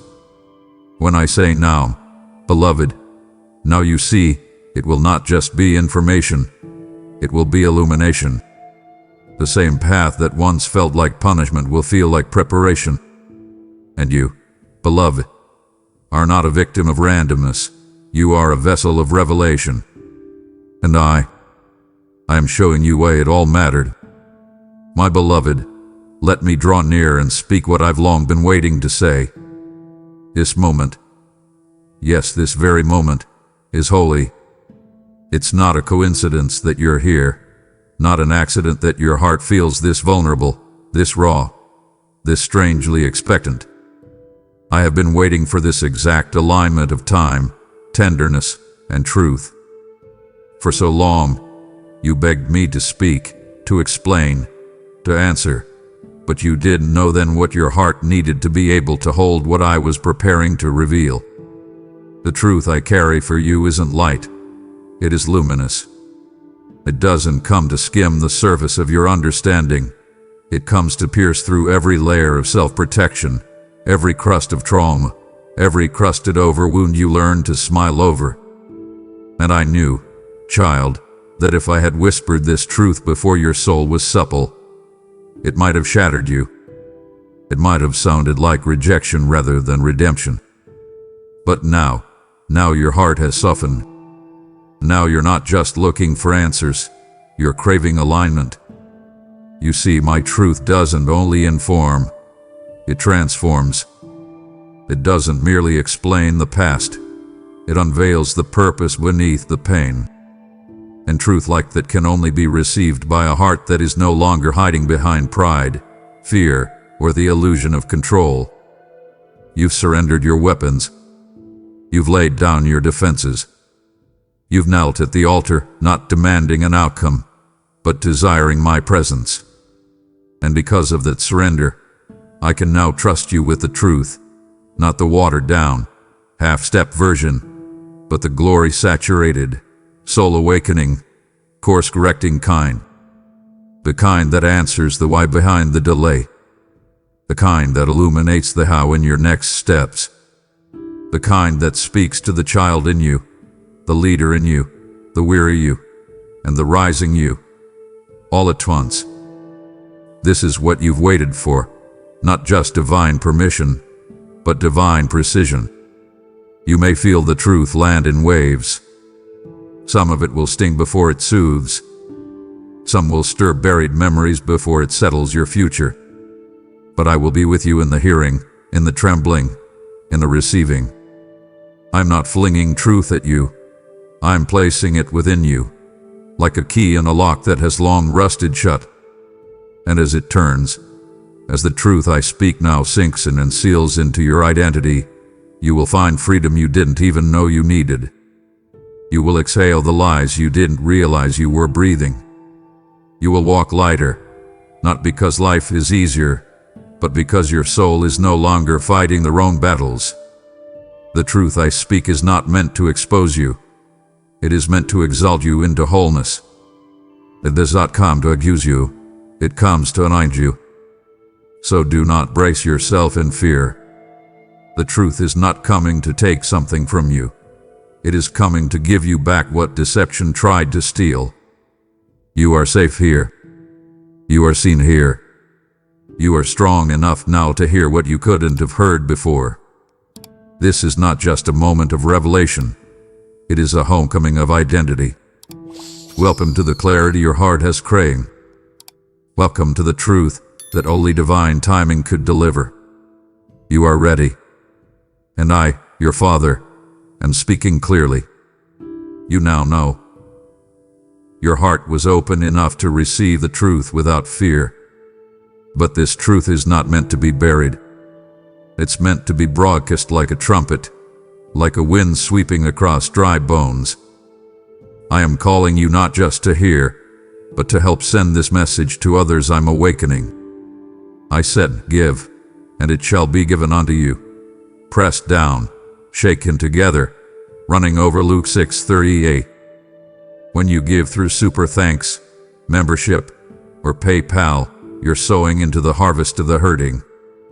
You're placing rivers in the desert for someone else to drink from. This is a moment of multiplication, a divine partnership between your faith and my fire. Don't hold back what I've asked you to release. Obey quickly. Move now, because miracles move with your momentum. Oh, child, how often have you looked around and said, nothing's changing? How often have you interpreted silence as stagnation? But I tell you now, what your eyes can't see, faith must claim. There are miracles, wild and wondrous, in motion this very second, on a frequency higher than sight, on a plane deeper than logic. You do not see them yet, but they are not waiting to be released. They've already been dispatched, already commanded by my voice to locate your life, intersect your timeline, and explode into manifestation. Just because they are not visible does not mean they are not violent in power, vivid in purpose, or verging on arrival. Heaven is busy with your name on its lips. You have set miracles in motion, not by perfection, but by persistent trust. You may feel forgotten. You may wonder if the waiting has been wasted. But what you don't realize is this: the stillness has been sacred staging. I've been aligning elements, orchestrating outcomes, and rerouting resources all for you. And now, the command has gone out. Not casually, not weakly, but with the force of eternity. Go, I said. Go to her. Go to him. Go to the one who waited. Go to the one who stayed when walking away was easier. Go to the one who worshipped with no results in sight. And beloved, they are coming. The miracles aren't limping toward you. They are racing with divine velocity. They carry healing, reconciliation, provision, breakthrough, and undeniable confirmation. Not to reward you, but to fulfill what I promised would come. This is not hope based on hype. This is hope backed by heaven's decree. The kind that overrides demonic interference. The kind that ignores the calendar you've been watching. The kind that won't miss you, even if you feel you missed your chance. I've told the miracles where to find you. They have coordinates locked in the spirit, encoded by your obedience, and empowered by my covenant. You don't need to perform to earn them. You need only position your heart to receive them. You don't need to fake strength. You need only surrender. These miracles are not coming because you're lucky. They are coming because I am loyal. So lift your eyes, even if your hands feel tired. Smile, even if the evidence hasn't arrived. Oh, even before you see. Because right now, even in the unseen, the miracles are already moving toward you. And when they arrive, they will come not one by one, but in waves, testifying that my timing was never cruel, only calculated. That my silence was never abandonment, only setup. That my word didn't die in the waiting, it matured. And now, beloved, the motion becomes manifestation. Oh my beloved, lean in. Let the ache of the weight breathe beside you for just a moment longer, because I am not ashamed of the process I've taken you through. I see how long you stood in the tension between the promise and the manifestation. I know the questions that have kept you awake at night. Did I miss it? Did I miss here? Is it still coming? But I speak now not to soothe the surface, but to touch the root. The delay did not deny you. What you thought was abandonment was preparation. What felt like punishment was my way of protecting the unseen treasure I destined for you. You see only the clock, but I see the consecration. I didn't put you on pause. I put you in the Ford. Because what I'm preparing for you is too holy to be handled immaturely. I didn't withhold because I was cruel. I withheld because the gift was weighty, and a weighty blessing requires a warrior's readiness. Every tear you cried in the dark was watering soil you didn't know existed. Every unanswered question was peeling back layers of self-dependence. Every no and not yet was chiseling your faith into something fierce, something flame-tested, something worthy of the doors I am about to open. I am not in the business of early releases. I am the God who brings fullness in due season. What I've promised over you cannot be rushed without ruining what I intend it to become.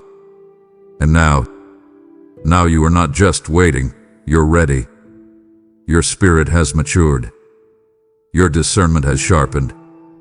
Your faith no longer flinches at silence, and your heart no longer collapses under delay. That is the fruit I was after, and now that it has bloomed, I can place in your hands what would have broken them in a former season. So grieve no longer over the months, the years, the prayers you thought went unnoticed. The delay was never denial. It was divine discipline, divine design, and divine development. If I had given you what you asked for when you asked, you may have worshipped the gift instead of the giver. But now, you are not just willing to receive, you are ready to steward. And what I give in this next chapter will not just be a personal answer. It will be a generational solution, a breakthrough so massive it redefines your family's future. That is why the delay was so severe, because the deliverance it leads to is spectacular. So lift your head, beloved. The wait was not wasted. The wilderness wasn't a detour, it was divine training. And now you stand on the brink of fulfillment. Not because time finally caught up with me, but because your trust finally caught up with my timing. This is the moment where heaven moves and delay dissolves, and what once felt withheld will now arrive with glory undeniable. Precious one, draw near and let my voice settle in your spirit. I am the God who uncovers and the God who restores. I am both the architect of what's next and the avenger of what was lost. And in this holy hour, I am doing both. I am revealing what was hidden, not from punishment but for protection. There are truths that I covered, connections I concealed, and even blessings I delayed, not because you were unworthy, but because you were not yet ready to carry them with clarity. But the veil is being lifted. I am pulling back the curtain on everything you were meant to walk in.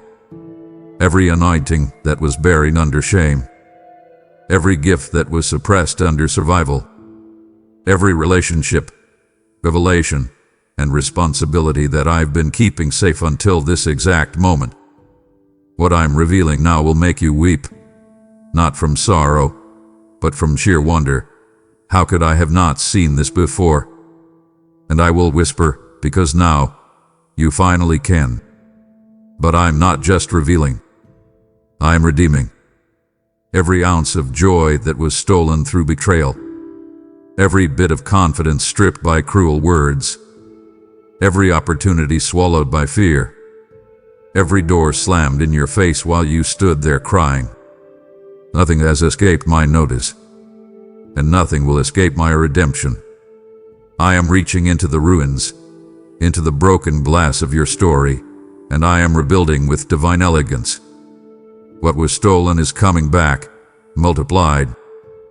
And what was broken is being not just repaired but refined.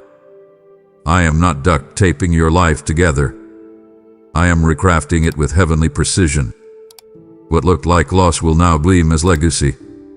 And the parts of you that others threw away, I am showcasing as sacred art.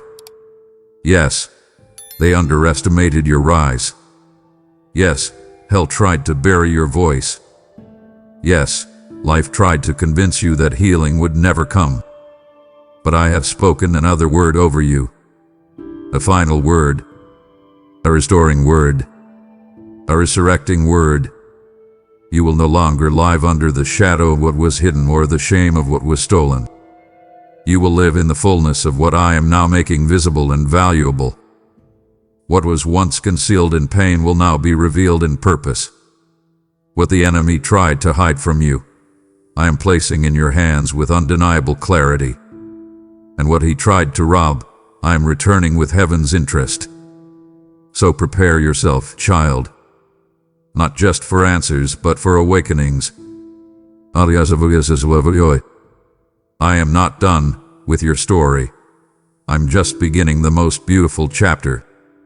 And what you will walk in now will make you forget the pain of what you lost, because it will be eclipsed by the glory of what I am redeeming before your very eyes.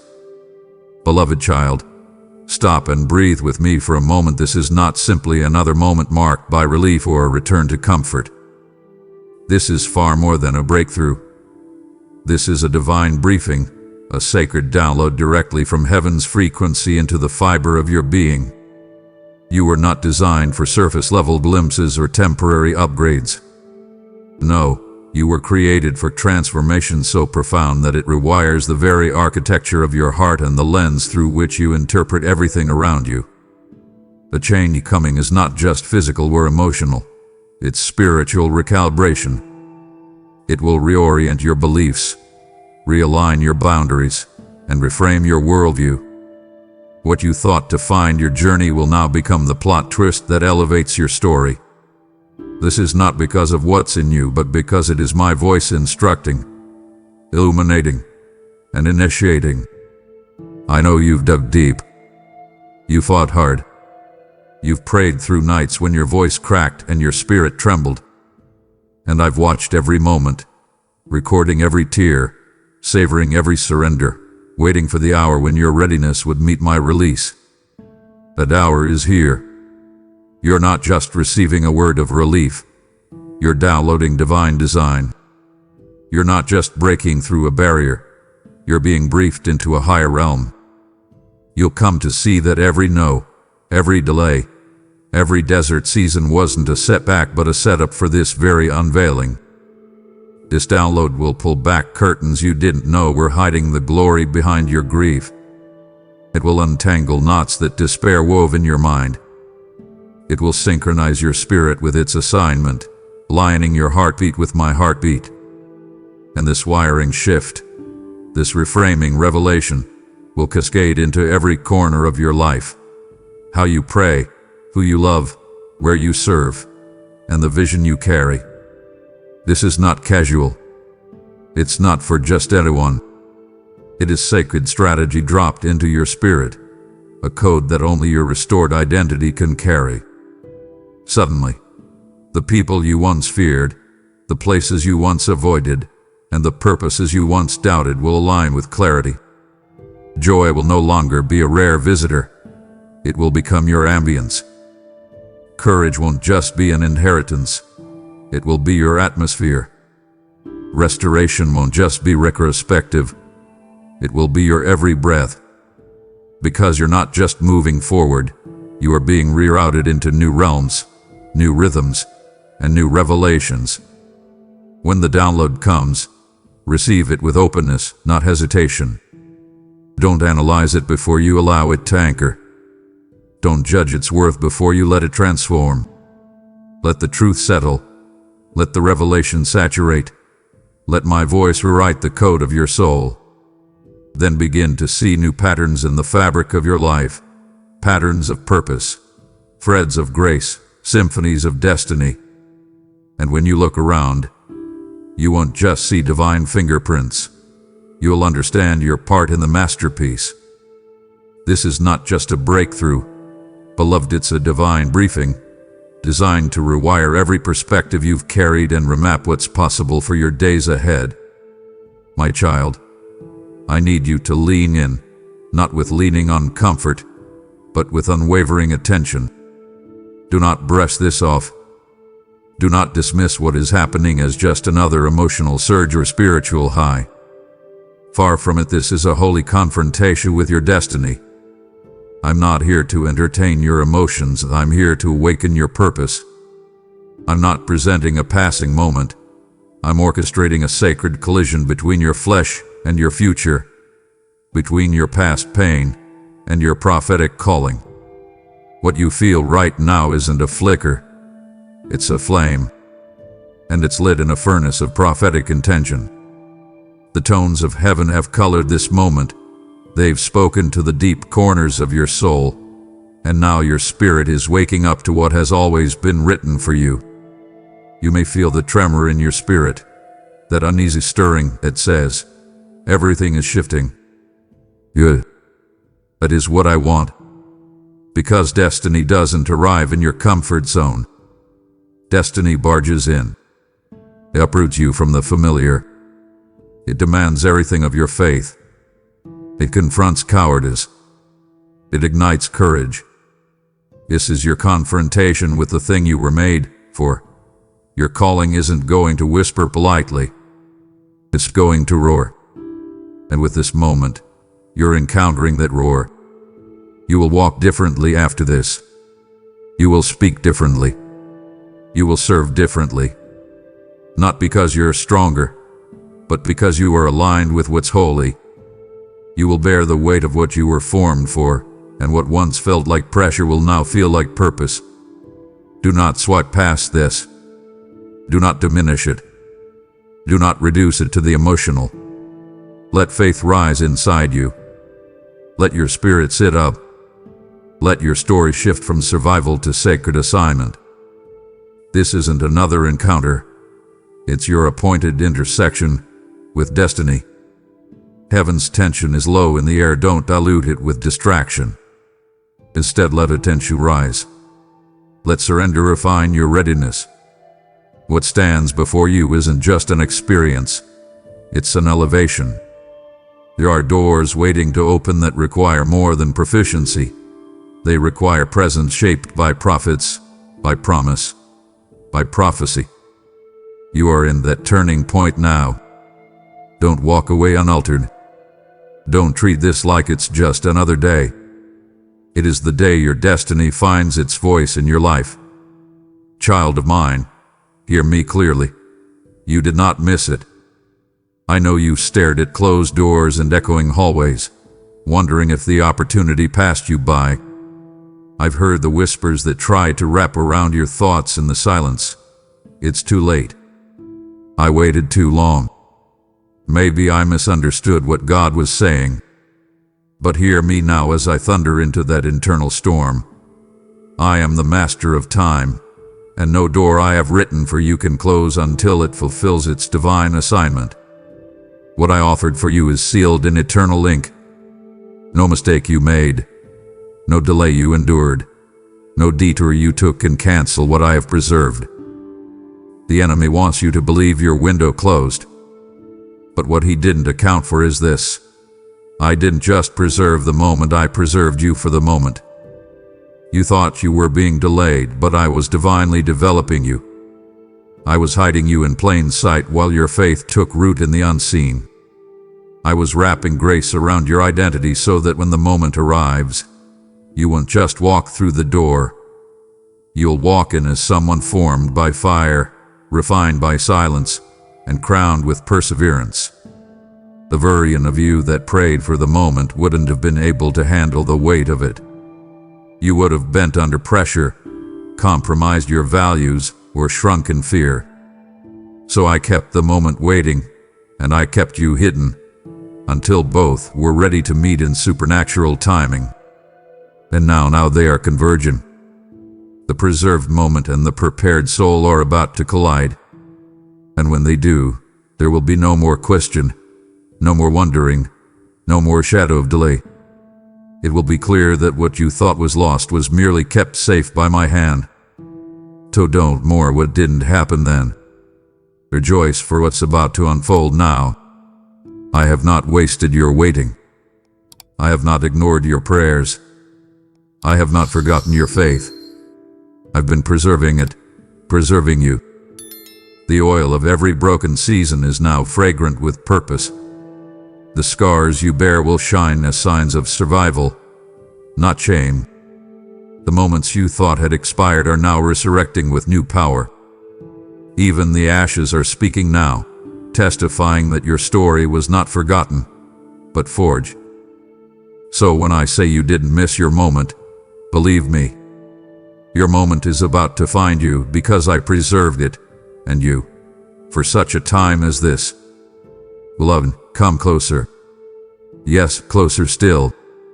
This restoration you are entering into is not a simple refund.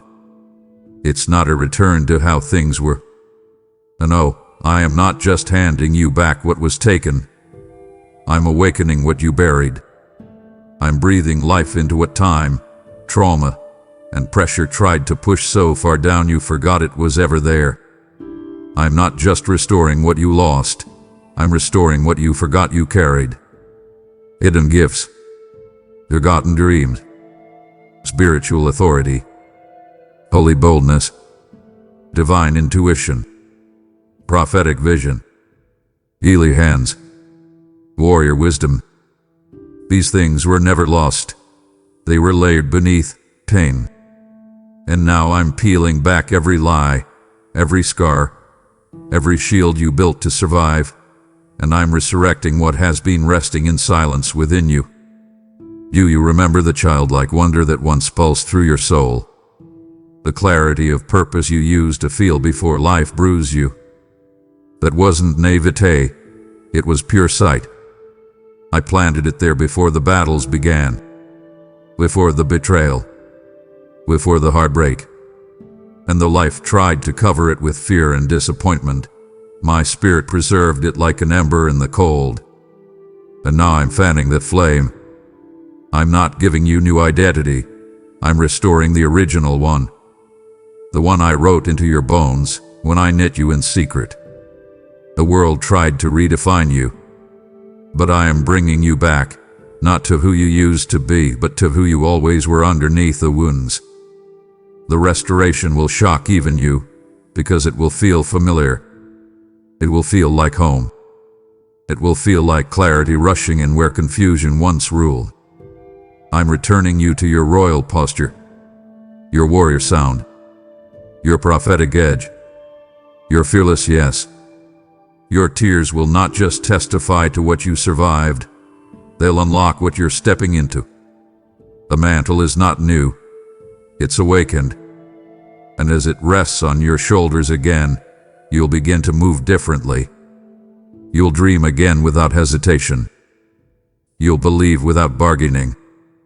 You'll speak with fire and walk in favor, not because you discovered something, but because you remembered what I put in you. And you'll know deeply, undeniably, that I never once forgot who you really were. So welcome back, beloved. Welcome back to the part of yourself that fear tried to erase. Welcome back to boldness. Welcome back to joy. Welcome back to faith that walks on waves and laughs at lies. The restoration is deeper than you imagined. It reaches into forgotten places. It calls to parts of you you thought were gone. But I am the God who restores completely, not just what the enemy stole, but what you laid down without even knowing. And now I return it to you, not in pieces but in power. Beloved one, pause here with me. Feel the gravity of this moment, not because something is being handed to you, but because someone is inviting you into an identity befitting the assignment etched upon your spirit from before time. What's coming isn't a gift, it's a transformation. It's not about filling a void. It's about forging a version of you strong enough, wise enough, radiant enough, and resilient enough to carry the mantle of your calling. You see, my love doesn't just give you what you want. It remakes you into who you must become to fulfill destiny. I'm not delivering another blessing. I'm birthing a becoming in the secret places of your soul, where your essence intersects with eternity. I know what it's like to reach and pray, Lord, let me have this gift. When deeper longing lay inside, Lord, make me worthy. But beloved, you don't become worthy by drifting. You become worthy through transformation. So I've been rearranging your inner architecture, sanding down pride, strengthening your humility, healing doubt, excavating courage, awakening vision. I've broken off the brittle parts of you so that when the weight of your calling arrives, you won't buckle, you'll be built to bear. This isn't shortcutting character development. It's bringing character cultivation before the commission. The becoming is as intentional as the blessing. And now, emerging from the refining, you're not just ready to receive. You're ready to replicate purpose, to steward what you once only whispered in prayer. You won't be the same you, just upgraded. It will be a new you, carried in grace, rooted in revelation, ready to step into realms that once felt too vast for your capacity. You'll move with courageous clarity, give with sacrificial strength, and speak with prophetic precision, because my voice has broken in and rebuilt your depth. You're not just the recipient of revival, you're the result of divine craftsmanship, shaped with precision, purposed in intimacy, prepared for your place. When doors open and destiny whispers your name, you won't question your readiness. You'll remember that you were formed in the fire of purpose, not polished for applause. So, beloved, listen, this is not about getting, it's about growing into the identity that matches the magnitude of what I've whispered over you. Stand tall in that truth. Stand firm in what's forming within you. Let every defeat you thought you carried fall away. Because the becoming isn't about who you were. It's about who you've been made to be. A mantle is not a trophy, it's a transformation. And my child, you are becoming it. Rest now in the warmth of this. I did not forget you. I never left you. Even when you thought I was silent, distant, absent, I was intimately present. I was not ignoring you. I was protecting you. I was not punishing you. I was preserving the purity of what I've destined for you. I delayed, yes, but not to break your spirit. I delayed to guard your glory. I delayed because some treasures must be cloaked in covenant until the vessel is ready. And I've been leading, loving, and lining up destiny while I waited for the season to strike the perfect chord. You felt overlooked. You've questioned my timing. You stood at the valley, longing for my arrival, while shadows whispered you'd been forgotten. But listen, every delay has a divine rationale. Your preserving took place in the pauses. I held your endpoints until the appointment was secure. I withheld revelation so your heart wouldn't be corrupted by presumption. I delayed blessings so integrity would be intact. I paused in silence so that when I speak, my voice will speak fullness, not fragments. I didn't forget you. I fortified you. Remember, nothing sacred is given in haste. And you, my precious one, are sacred. You carry a calling too delicate, too glorious, to arrive misaligned. That's why I didn't rush. I didn't rush you into promotion or it into arrival. I preserved both. Now the time has come. Not a minute too early, not a moment too late.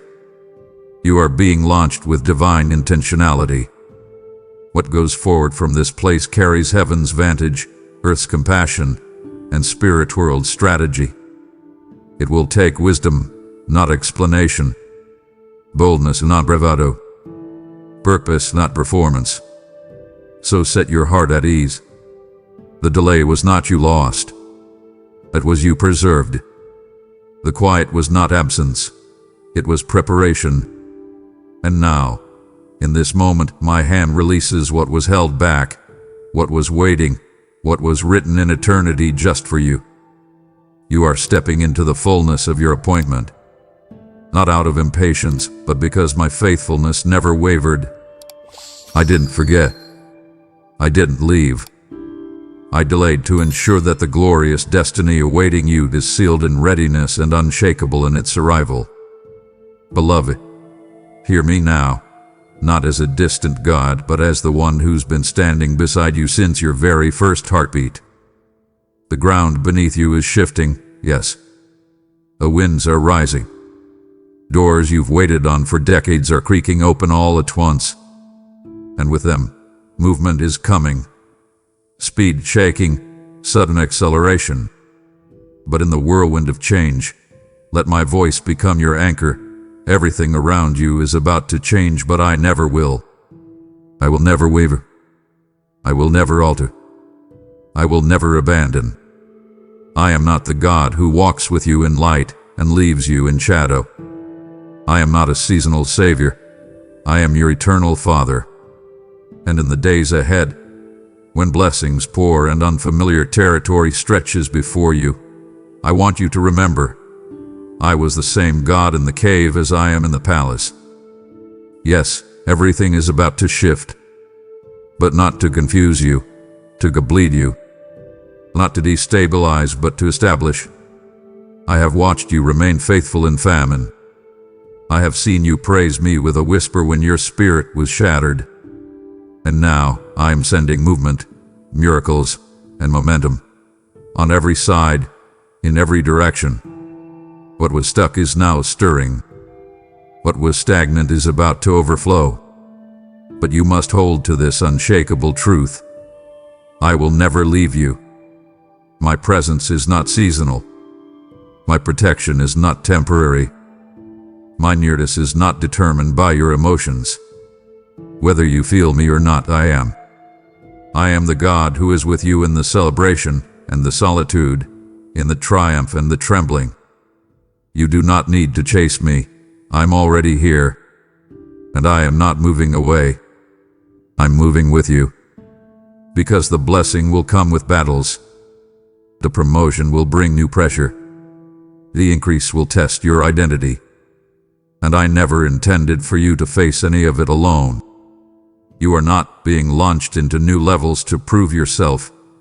You're being sent with my hand, my favor, my angels, and my voice all wrapped around you like armor.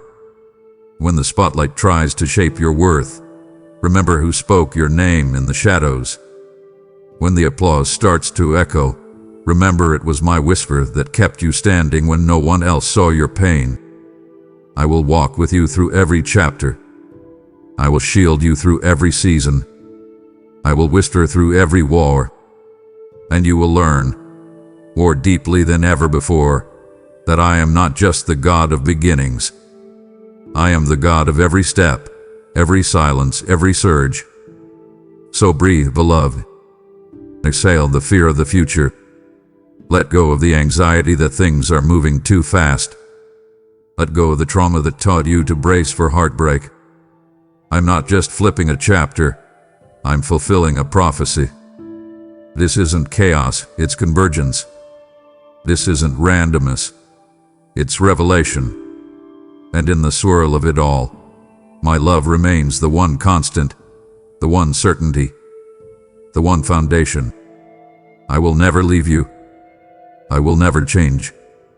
I will never let go of the thread that ties my heart to yours.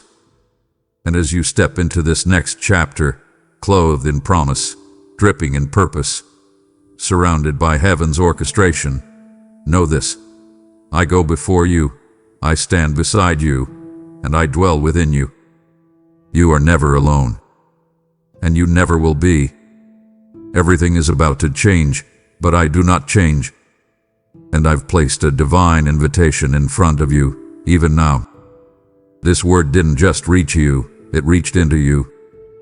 But I want it to reach farther still, to the brokenhearted, the forgotten, the ones waiting in darkness. Through your giving, through super thanks, membership, or a gift through PayPal, you become the sower of this sacred seed. I said in my word, those who sow in tears shall reap in joy. Psalm 126:5.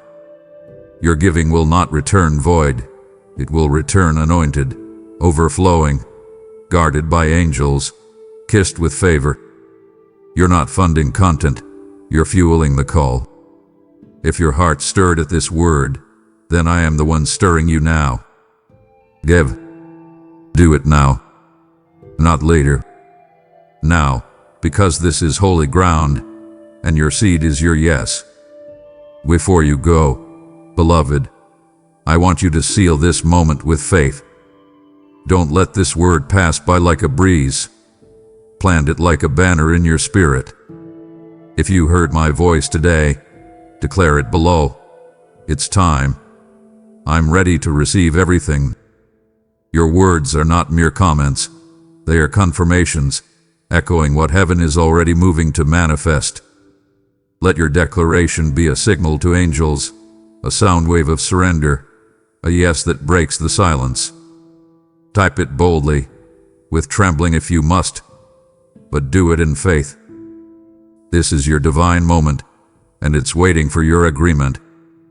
Now pause here and breathe. You've spoken your yes, and I have heard it. But before you move forward into all that I've promised, I want to draw you into something deeper. Because what I desire from you is not only your declaration, but your nearness. I don't just want your faith, I want your heart.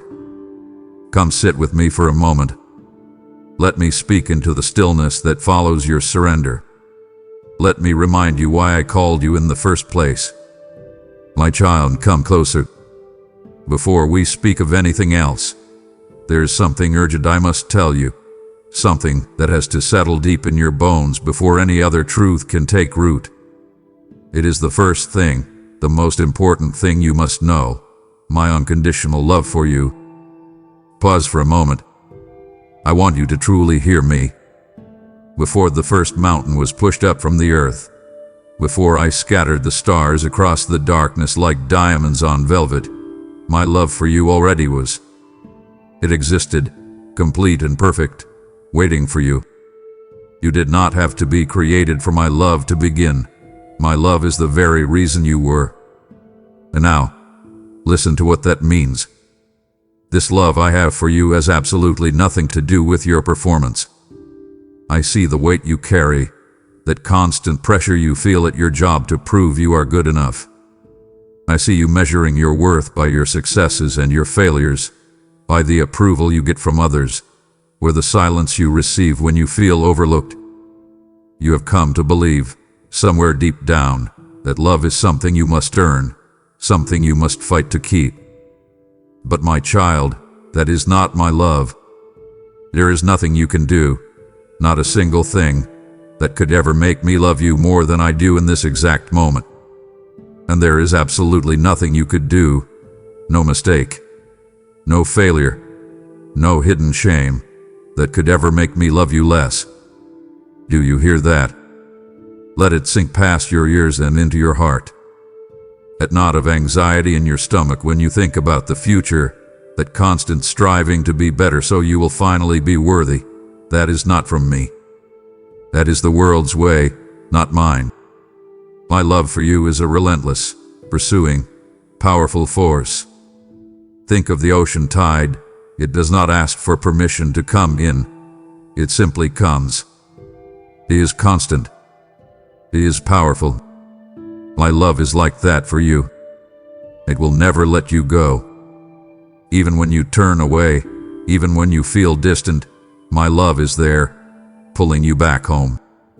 I see you when you are joyful, and I rejoice over you with singing.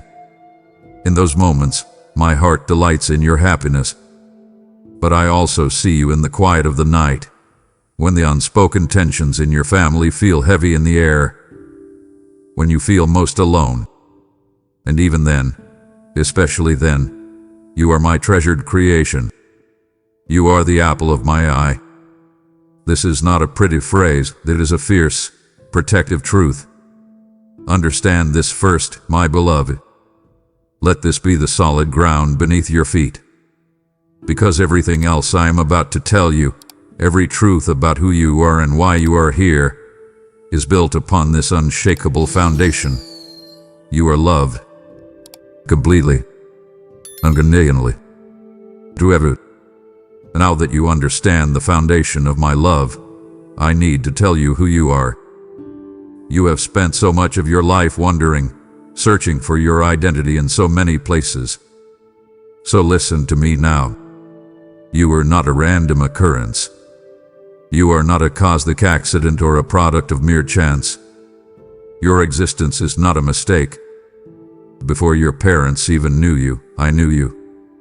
You were intentionally designed, piece by piece, by my own hand. I want you to picture a master craftsman, pouring all his skill and love into his greatest work. That is how I formed you.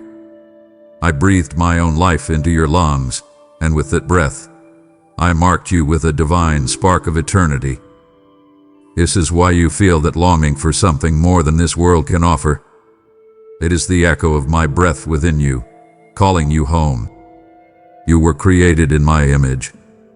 What does this mean? It means you have a capacity for things that the rest of creation does not. When you feel a surge of creativity, the desire to write or paint or build, that is my image in you. When your heart breaks over injustice and you feel a fire ignite within you to make things right, that is my image in you. When you love another person so deeply it aches, that is a reflection of my image in you. Your unique gifts, the things that come so naturally to you, your sharp mind, your compassionate heart, the way you can bring laughter into a room, your quiet and steady strength, these were not given by accident. I placed every single one of them inside you for a specific purpose. Even the quirks you might see as flaws, the unique ways you see the world, I wove them into the tapestry of who you are. My original design was for us to walk together in perfect fellowship. Imagine walking with a trusted friend in the cool of the day, sharing everything without fear, without shame, in complete trust and peace. That is what you were made for. This is your truest identity. It is not found in your job title, which can be taken from you in a moment. It is not found in your accomplishments, which will one day be forgotten. It is not even found in your role as a parent, a spouse, or a friend, as precious as those roles are. Your deepest, truest, and most unshakable identity is this: you are my beloved child. Let go of the other labels you have been clinging to for your worth. They are fragile and temporary. But being my child, that is your identity for all eternity. Embrace who I made you to be. My child, you must understand that the world I created for you was not like the one you see now. It was perfect, a place of peace and provision, where our relationship was unbroken. But I gave humanity the freedom to choose. I had to. Think about it. Love cannot be forced. The relationship without impulsion is not a relationship at all, that is oppressive. For your love to be real, you had to have the choice not to love me. And a choice was made. It was not a grand, dramatic rebellion at first, but a quiet, deadly seed of doubt. A choice was made to distrust my goodness, to believe the whisper that I was holding something back, and to seek wisdom apart from me. That single choice brought separation. It fractured the perfect world I had made. This, my child, is the origin of the sin you see everywhere. This is the root of the pain that marks so much of your life. The fear that creeps in at 3 a.m., the shame that makes you want to hide, the sickness that ravages bodies, and the finality of death, all of it entered the world through that one act of distrust. It created a chasm between humanity and me. Imagine a vast, deep canyon that you cannot cross. You are on one side, and I am on the other. I can still see you. I can still hear your cries. But you cannot get back to me on your own. The bridge was broken. This brokenness now affects every part of your being. It is why you feel a war inside your own heart, wanting to do what is right, but so often doing what you know is wrong. It is why your mind can be a place of turmoil and anxiety. It is why your relationships, even the ones you cherish most, are so often filled with conflict and misunderstanding. It is why you look at the world and feel a deep sense that things are not as they should be. That ache in your soul, that feeling of homesickness for a place you have never been, that constant search for meaning and peace, that is you feeling the effects of the separation. You were created for unbroken fellowship with me, and your spirit knows it is missing. This emptiness you feel is real. It is the chasm. But I did not leave you to face it alone. It is vital that you understand you are not fighting a battle that is only in your own mind. There is an adversary, an enemy of your soul. He is called the father of lies, and his only real power is in deception. His primary weapon, the one he has used since the very beginning, is to make you doubt my character and my word. He's the one who whispers those destructive thoughts into your heart when you are at your weakest. He is the voice that tells you that you are alone, that no one truly understands what you are going through. He's the one who, after you have made a mistake, hisses in your ear that you are unforgivable, that you have finally gone too far for my grace to reach you. He points to your struggles and tells you that I am distant, that I am displeased, that I have forgotten you. He wants you to believe you are worthless, a failure, someone who constantly needs to prove their value. He will tempt you to find your worth in the most temporary and fragile things: the number in your bank account, the title on your business card, the approval of people. He wants you to build your entire life on this shifting sand, so that when the storms of life come, and they will come, your foundation will crumble, leaving you in despair. You must recognize his strategy. His goal is simple and brutal. He wants to steal the joy I have given you. He wants to kill the hope that is budding in your heart. And ultimately, he wants to destroy the God-given destiny I have planned for your life.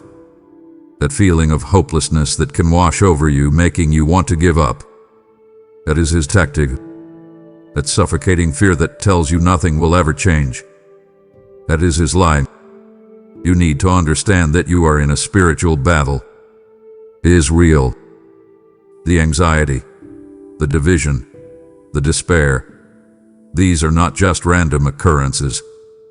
But here is the most important truth you must grasp, the one the enemy never wants you to hear. It is a battle that I have already won. You are not fighting for victory. You are fighting from a place of victory that has already been secured for you. Even in that first moment of humanity's failure, in the heartbreak of that initial separation, I did not abandon you. My immediate response was not to turn my back in anger, but to make a promise. In the midst of the consequences, I spoke a word of hope. I vowed that I would not leave you in the darkness you had chosen. I promised I would send a redeemer, a rescuer, who would come and do what you could never do for yourselves. I promised one who would crush the power of the enemy who had whispered the first lie. This was not a hastily made backup plan. It was my plan of redemption from the very beginning. Throughout history, I spoke through my prophets, and with each one, I painted another part of the picture of the one who was to come. I gave clues, whispers of hope carried down through generations. I told her where he would be born, how he would live, how he would suffer, and how he would ultimately triumph. I was preparing the world, preparing hearts, so that when he arrived, you would recognize him. This promise was a beacon of hope in a dark world. For my people, it was the assurance that the separation was not permanent, that the chasm would not be there forever. It was the anchor for their souls, reminding them that I had not forgotten them and that I was still at work. My child, you need to know this about my character. I am a God who keeps his promises. When I speak a thing, it will happen. My word is not like the empty words of men. It has power. It accomplishes what I send it to do. It does not return to me void. Every promise I made about this rescuer was a sacred vow, and I watched over that promise, guarding it through centuries of war, famine, and faithlessness, because my plan for your salvation depended on it. My love for you was so great that I bound myself to this promise, a promise to personally step into your history and make a way back to me. That promise was not just for the people long ago, it was for you. My child, I have shown you the chasm and revealed my promise to cross it. Do not turn away now. To stop listening here would be to acknowledge the wound, but refuse the healing, and it would grieve my heart for you to miss the greatest demonstration of my love that I am about to reveal.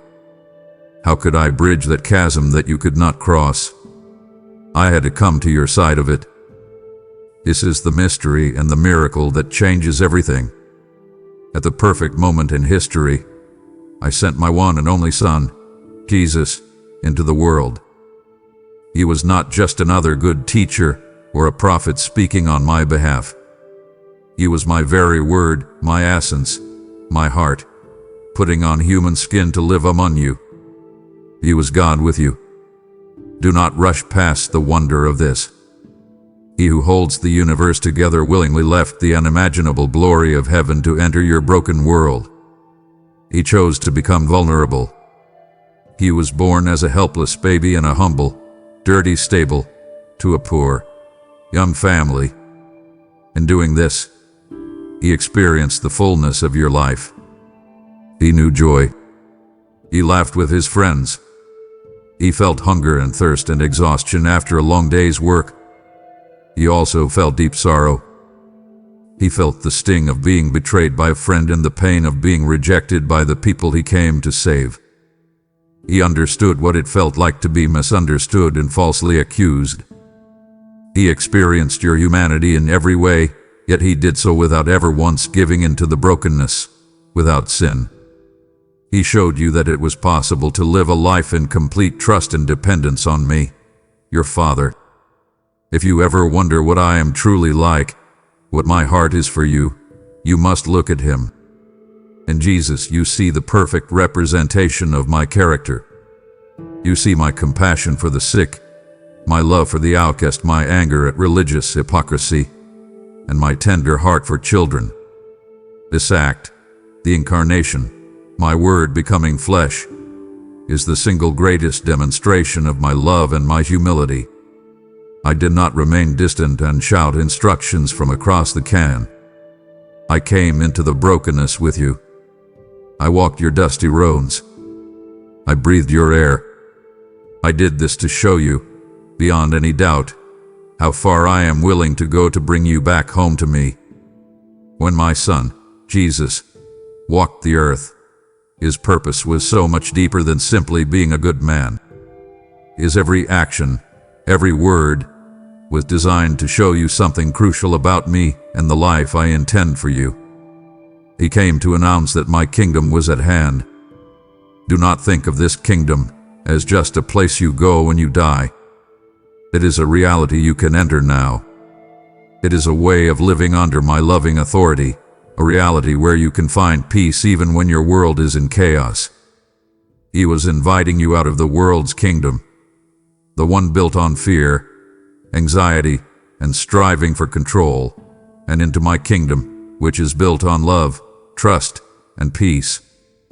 His life was an open invitation for you to start living in that better reality today. You have seen what the broken world does to people. You feel it in your own body, the aches, the sickness, the emotional pain that leaves you weary. Jesus came to show you my true will for your life. He healed the sick. He opened blind eyes. He made the lame walk. These were not just displays of power. They were declarations. Every healing was a sign that I do not desire brokenness for you, but wholeness. Every person he freed from oppression was a promise that I want you to be free from the things that bind you, the addictions, the crippling fears, the cycles of negative thinking. His miracles were a preview, a tangible taste of the complete restoration that is available to you in my kingdom.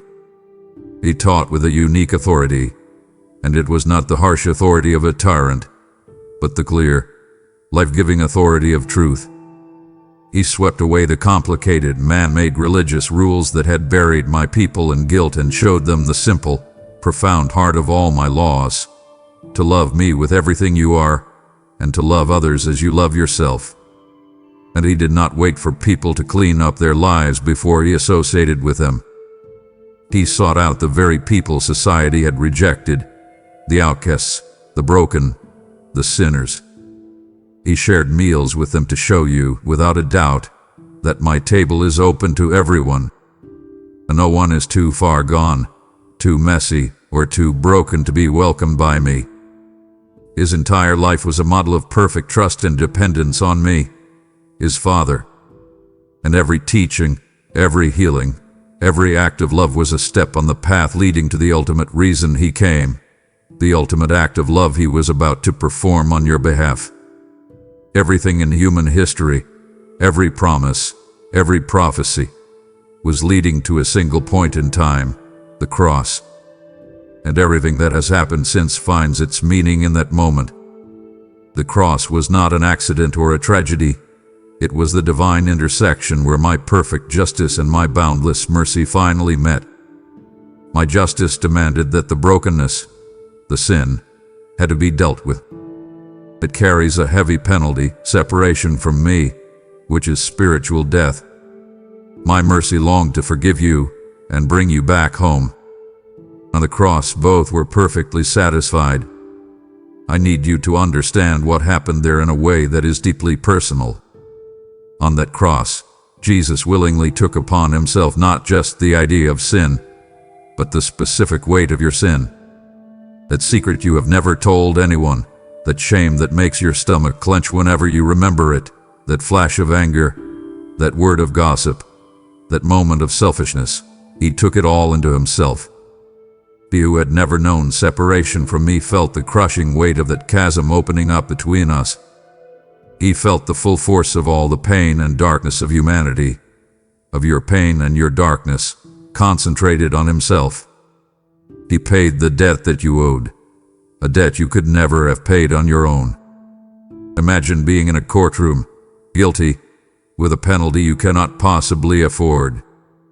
And just as the sentence is passed, the judge's own son steps forward, pays your fine in full, and sets you free. That is what happened at the cross. He took your place. Please, my child, hear my heart on this. Do not ever believe the lie that the cross was a display of me venting my anger on my son. That is a cruel distortion of the truth. The cross was not me punishing him. It was me, in him, absorbing the full, terrible cost of your sin out of a love you cannot fathom. It was the only way to pay the debt of justice and still be able to offer you the gift of mercy. It was the ultimate sacrifice, the perfect, spotless lamb offered in your place, so that you would never have to pay that penalty. And in his suffering, in his wounds, he opened the only path for your healing and restoration. The cross was not a sign of my anger at you. It was the ultimate proof of the breathtaking cost of my love for you. If the story had ended at the cross, it would have been a noble tragedy, but nothing more. But death, the final enemy of humanity, could not hold the author of life. The tomb where they laid his body was sealed, guarded, and believed to be final. But on the third day, the earth shook, the stone was rolled away, and Jesus rose from the grave. This is not a metaphor or a hopeful story. It is the single most important event in all of history. His resurrection is the ultimate, undeniable victory over sin, over the enemy, and over death itself. It is my divine exclamation point on everything Jesus said and did. This victory is not just something to be admired from a distance. It is a victory you now share in. Because he rose, the power of sin in your life is broken. It may still fight and struggle, but its dominion over you is shattered. Because he rose, death has lost its sting. For you, my child, it is no longer a fearful end, but a doorway into my presence. Because he rose, the enemy is a defeated foe. He may still roar and accuse, but his authority has been stripped away. The resurrection is your proof, your absolute guarantee, that everything he said is true, and that all of my promises to you are certain. If he had remained in the grave, his teachings would be nothing more than the words of a wise, dead man. But because he lives, his words carry the power of eternal life. This is not just a historical event to be remembered. It is the source of your new life and your living hope today. I want you to feel the reality of this. The very same power that I exerted to bring the body of Christ back from the dead is the exact same power that is now living inside of you if you believe. This is the power that brings your spirit from death to life. It is the power that enables you to change, to break free from that destructive habit you despise, to forgive that person who wounded you so deeply, to find peace in the middle of a storm. This resurrection power is not something you have to work up or strive for. It is a gift, available to you right now. It is the power that transforms your reality and guarantees your future. The grave is empty, and because of that, your life can be full. Now, because of everything my Son has done, the way back to me is open. But I must be clear with you because your eternal destiny depends on it. In a world that tells you there are many paths that lead to the top of the mountain, I lovingly tell you there is only one way back to me. Jesus himself declared it with perfect clarity. I am the way, the truth, and the life. No one comes to the Father except through me. I know this can sound narrow or exclusive to your modern ears, but I want you to see it through the eyes of love. If you were desperately ill and there was only one proven cure, a loving doctor would not tell you to try 100 different remedies. He would point you directly and urgently to the one cure that works. This is not a statement of exclusion. It is a loving and clear invitation to the only path that can save you. It is me making the way so plain that no one has to be lost in confusion.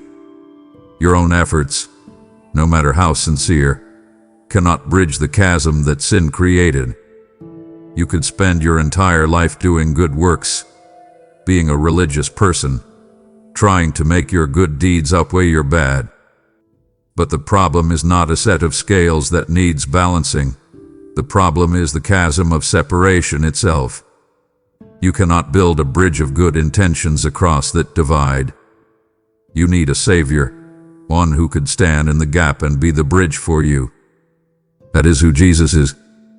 This salvation, this restoration of your relationship with me, is not something you can ever earn. It is a free gift. Think of it this way. You cannot earn a gift. The moment you try to pay for it, it ceases to be a gift and becomes a wage. My forgiveness and eternal life are offered to you freely, paid for not by your efforts, but by the precious sacrifice of my Son. Your only part is to receive it. This is the most important decision you will ever make. It is a choice that echoes into eternity. All of history has pivoted on this reality. All of my promises find their fulfillment in this one truth. The door back to me is not opened by your striving, but by His sacrifice. It is not found in a philosophy or a set of rules, but in a person. The way home is Jesus. He is the bridge across the chasm. He is the hand reaching out to you. And accepting this gift, choosing this way, is the beginning of the real life you were created to live. I have laid before you the path, the one and only way home, paid for at an infinite price. To turn away now would be to leave my outstretched hand hanging in the air. It would wound my spirit for you to see the rescue I have offered, but not stay to understand how to receive it into your own heart.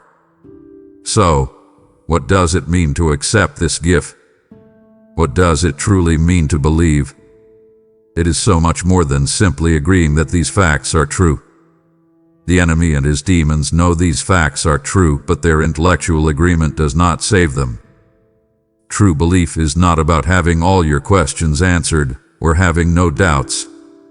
It is an act of deep trust and reliance, a transfer of your full confidence from yourself to my Son, Jesus. Let me give you a picture. You can stand in front of a chair and say, "I believe the chair will hold my weight." It looks strong and well made. That is intellectual agreement. But you do not truly believe in the chair until you stop relying on your own 2 feet and transfer your entire weight onto it, resting fully in its support. This is a picture of true faith. It is the moment you stop relying on your own goodness, your own strength, your own plans to save you, and you transfer the full weight of your life, your past, your present, your future, your sin, your hope, onto what Jesus did for you. It is a surrender of control. This belief always involves turning. It means turning away from your own way of doing things, which the Bible calls repentance.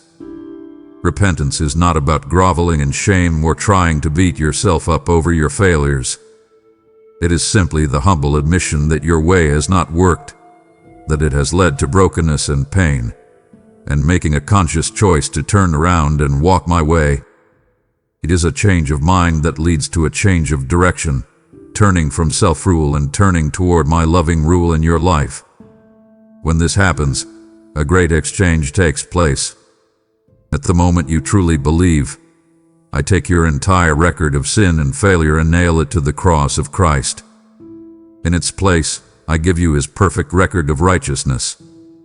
In my eyes, you are declared not guilty and completely clean, not because of anything you have done, but because you are now clothed in the perfection of my Son.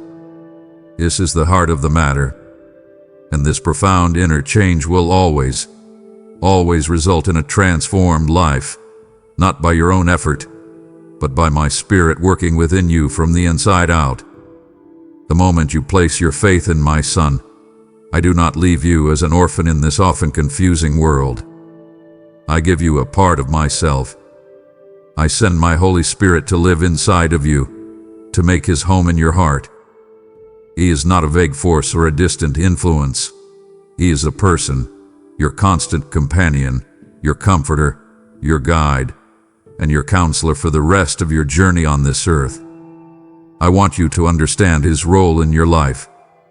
When your heart is breaking and you feel a sorrow so deep you have no words, he is your comforter. He is the presence that sits with you in the silence, the inexplicable peace that guards your heart even in grief. When you are standing at a crossroads with decisions to make and no clear path forward, he is your guide. He is the gentle nudge in your spirit, the inner sense of rightness that points the way, the quiet whisper that says, "This is the way, walk in it." And when you are battered by the lies of the enemy and the confusing philosophies of the world, he is your counselor, the very Spirit of truth, who reminds your soul of what is real and eternal. He has a vital work to do within you. It is his voice that brings conviction when you stray from my path. Do not mistake this for the enemy's voice of shame. Condemnation crushes you and tells you that you are worthless. My Spirit's conviction is a loving, firm correction that says, "My child, this is not who you are anymore. Turn back." He is the one who leads you into all truth, illuminating the words I have given you in the Bible and making them come alive in your heart. When fear tries to overwhelm you, he is the one who will rise up within you and remind you of my promises, reminding you that you are loved and you are safe. Most importantly, he empowers you to live a life that is pleasing to me. You have felt the frustration of trying to be good in your own strength, haven't you? It is exhausting. That is because you were never meant to do it alone.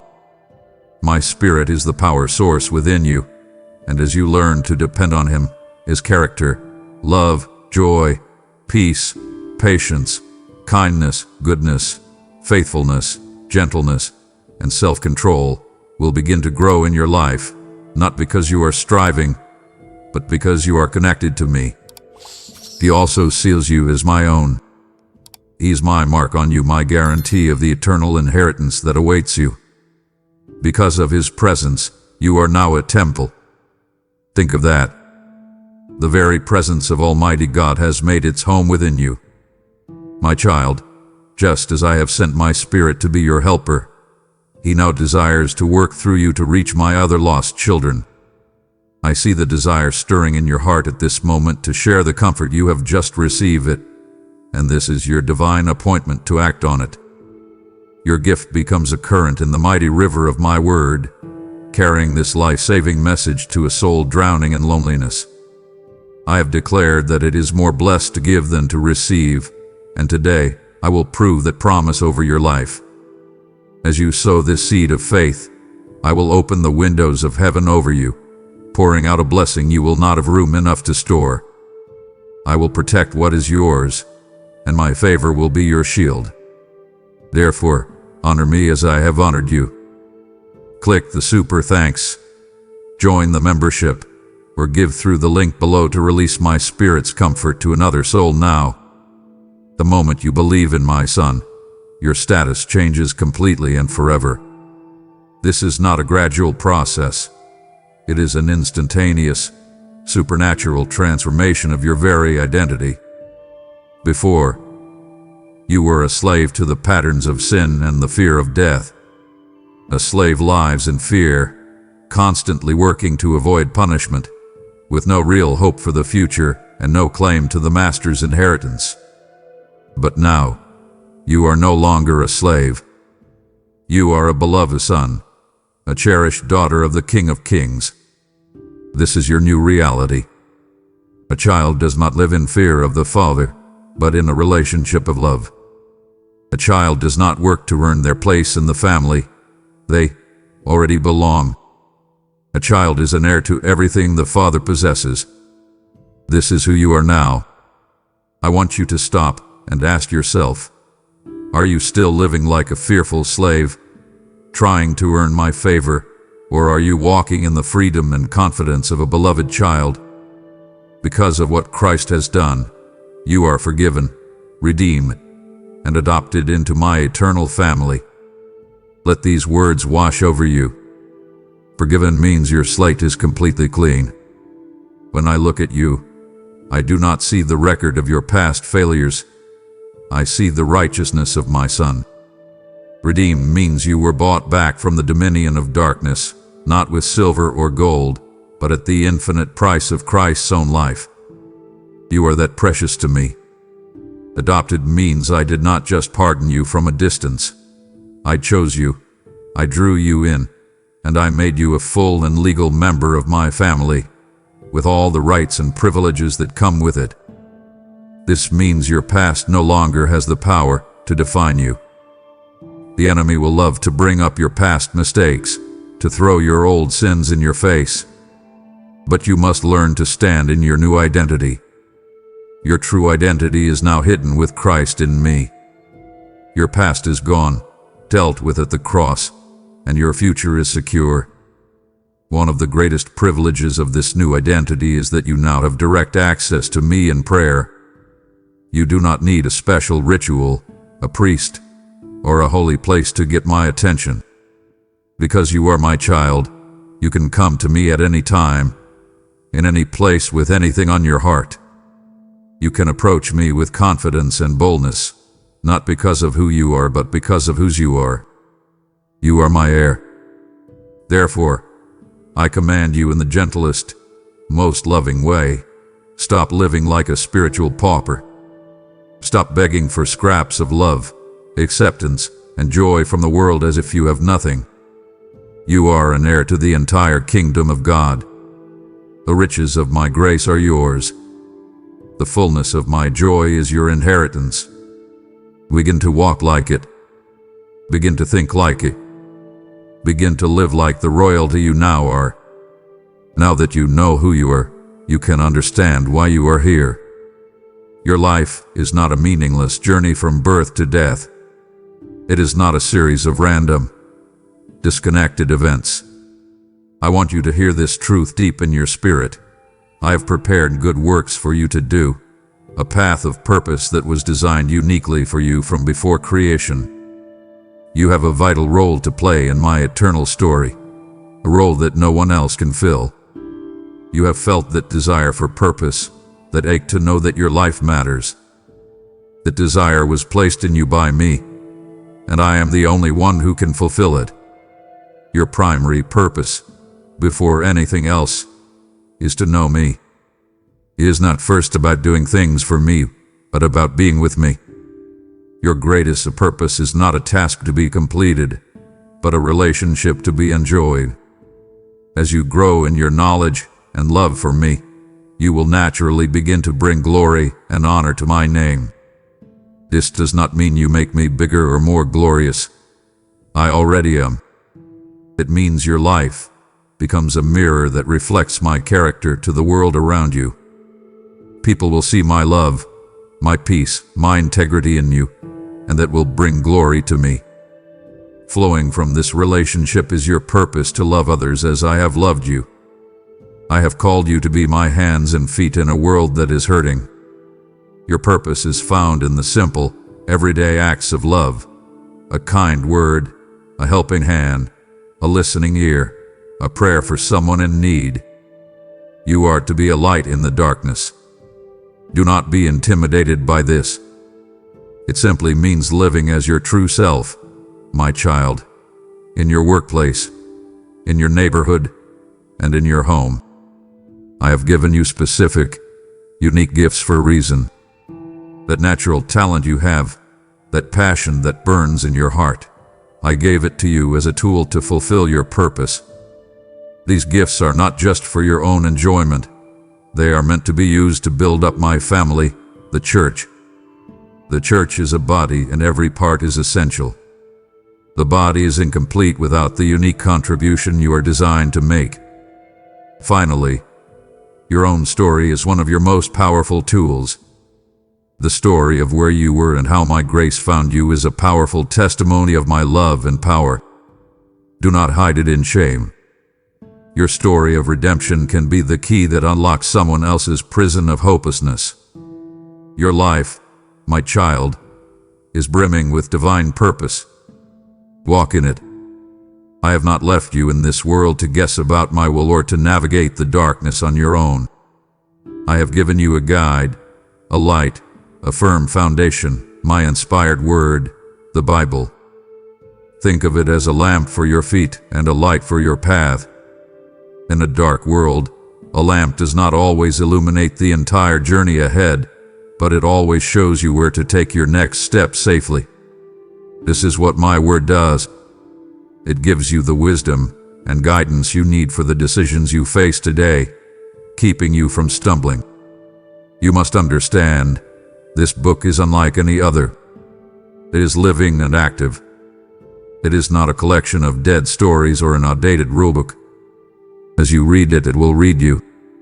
It has a supernatural ability to penetrate past your defenses, to discern the thoughts and intentions of your heart, and to expose the areas where you are not aligned with my truth. Because of this, I want you to change the way you approach it. Stop reading it like a history book you have to study. Stop reading it like a self-help manual to pick and choose from. I want you to start reading it as my personal letter of love and instruction, written from my heart directly to yours. It is my story, but it is also your story, showing you who I am, who you are, and what I have done for you. You are not left alone to try and figure it out. The same Holy Spirit who lives inside you is the one who inspired its words. He is your divine teacher. Before you open its pages, pause and ask him for understanding. Come to it with a humble and teachable heart, and He will illuminate its truths to you in ways your mind alone never could. Let this word become the primary source of nourishment for your soul, just as food is for your body. If you neglect it, your spirit will become weak and malnourished, easily susceptible to the enemy's lies. Let my word transform your mind. Allow its truths to wash over you, cleansing you of the world's way of thinking and renewing your perspective to align with mine. Let it equip you. It is your spiritual armory, containing the sword of the Spirit, the shield of faith, and everything you need to stand firm and fulfill the purpose I have for your life. Cherish it, read it, meditate on it, and obey it. It is your lifeline. I have placed my Spirit within you and my word in your hands. These are the tools for our journey together. It would grieve me for you to accept the equipment for the battle, but then walk away before I can teach you how to stand firm, how to pray, and how to walk in the victory I have secured for you. Stay with me. Let me equip you fully. Now that you have my Spirit inside you and my word in your hands, I want to invite you into one of the greatest privileges you have as my child, prayer. Please, erase from your mind any idea that prayer is a stuffy religious ritual or a formulaic duty you must perform. Prayer is none of those things. In its purest form, prayer is simply a direct and open conversation with me, your Father who loves you and delights in hearing from you. It is the breath of your spiritual life, the place where our relationship becomes real, personal, and intimate. I give you this incredible invitation. You can come to me with anything. There is nothing too big for my power and nothing too small for my concern. Come to me with your hopes and your dreams. Come to me with your fears and your anxieties. Come to me with your questions and your doubts. You can even come to me with your anger and your frustrations. You do not have to edit your words or pretend to be someone you are not. I already know your heart, and I want you to be honest with me. I hear every word you speak, and I want you to know that I even hear the silent groans of your heart, the prayers you cannot articulate, the pain so deep that it has no words. The Holy Spirit Himself takes those wordless prayers and translates them perfectly before me. You are always heard. Prayer is the place where our relationship deepens. It is where you learn to recognize the sound of my voice and discern my leading in your life. It is where your trust in me grows, as you learn to lay down your heavy burdens and see my faithfulness as I carry them for you. You must also understand that prayer is not about you trying to bend my will to match your desires. It is about you aligning your will with mine. It is an act of trust where you come to me and say, Father, this is what is on my heart, but above all, I want your will to be done. Show me your perspective.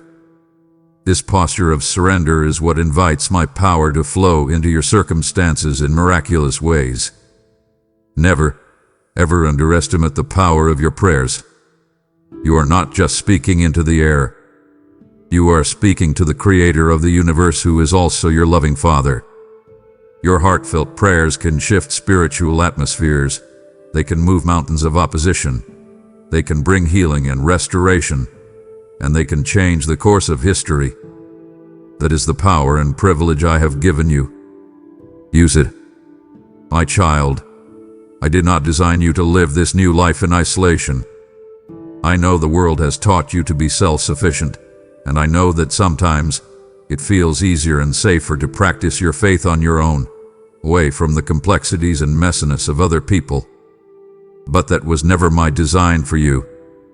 Think of a burning coal in a fire. While it is surrounded by the other coals, it glows hot and bright. But if you were to pull that one coal out and set it by itself on the hearth, its heat would quickly fade, and it would grow cold and dark. You are that coal. You were created to burn brightly in the community of other believers. When I speak of the church, I need you to erase the image of a building from your mind. The church is not a place you go to. It is a family you belong to. It is a living, breathing organism, my body on earth, and you are a vital, irreplaceable member. I want you to truly grasp this. As the body of Christ, every single person has a unique and necessary part to play. The eye cannot say to the hand, I have no need of you, nor the head to the feet, I have no need of you. Sometimes you feel like your contribution is too small to matter, or that you do not have what it takes to fit in. That is a lie from the enemy to keep you isolated. The truth is, the body is incomplete without you. It is handicapped without your unique gifts, your perspective, your story. You are needed. This family, my church, is the primary place I have designed for your growth and protection. It is where you find encouragement from others who can speak truth to you when you are filled with doubt. It is where you find accountability from trusted brothers and sisters who can lovingly help you stay on the path when you are tempted to wander. It is where you experience the unique power of worship when the voices of my children rise together in praise. It is the training ground where you learn to use your gifts in service to others. And most importantly, it is where you learn to love as I love, by bearing one another's burdens. This is the opposite of isolation. It means you have people who will celebrate your victories as if they were their own, and who will sit with you and weep through your losses, so you never have to carry that weight alone. I know that you may have been hurt by people in the church. My family is imperfect because it is filled with imperfect people who are still on a journey of growth, just like you. But do not let a wound from a broken part of the body cause you to amputate yourself from the whole. I am calling you to connect, to commit to a local family of believers. Do not neglect this gift. You are so much stronger together. As you live in this world, there is a hard truth you must face. It is a truth my son spoke plainly. In this fallen world, you will have trouble. That is a certainty. There will be times of pain, loss, confusion, and hardship. When these seasons come, I want you to be prepared in your heart so that you do not fall for the enemy's most potent lie. When suffering comes, he will whisper that I have abandoned you, that I am punishing you, or that I simply do not care. That is a direct assault on my character. The truth is, often it is in your deepest moments of suffering that I am doing my most profound work in you. Think of a goldsmith. To get the purest, most beautiful, and most valuable gold, he must put it into the fire. The intense heat is not meant to destroy the gold, but to burn away all the impurities, the dross that mars its beauty and lessens its worth. In the same way, I sometimes allow the fires of trials into your life. The heat is uncomfortable, and you may feel like you are being consumed. But my purpose is never to destroy you. It is to refine you. The fire burns away the impurities in your heart, things like pride, self-reliance, fear, and unforgiveness. It is in the fire that you learn to stop depending on your own fragile strength and to rely wholly on my limitless power. It is in the moments when you are on your knees, with nothing left in you, that you discover that I am more than enough for you. This process of refinement produces something beautiful and eternal in your character. As you walk through trials with your hand in mine, you develop perseverance. You learn that you can endure far more than you ever thought possible. This perseverance, over time, forges character. Your inner self is strengthened, purified, and shaped more and more into the image of my Son. And this proven character produces a hope that cannot be shaken. It is not a flimsy, wishful thinking, but a confident and certain expectation based on the countless times you have seen my faithfulness carry you through. I want you to know this, my child. I know your breaking point far better than you do. I will never give you a trial that is greater than the grace I provide to endure it. With every test, I will always provide the way through. And in those moments, When your heart is broken and your spirit is crushed, know this: I am the God of all comfort, and I draw nearest to the broken-hearted. When you are in pain, that is when I am holding you the closest.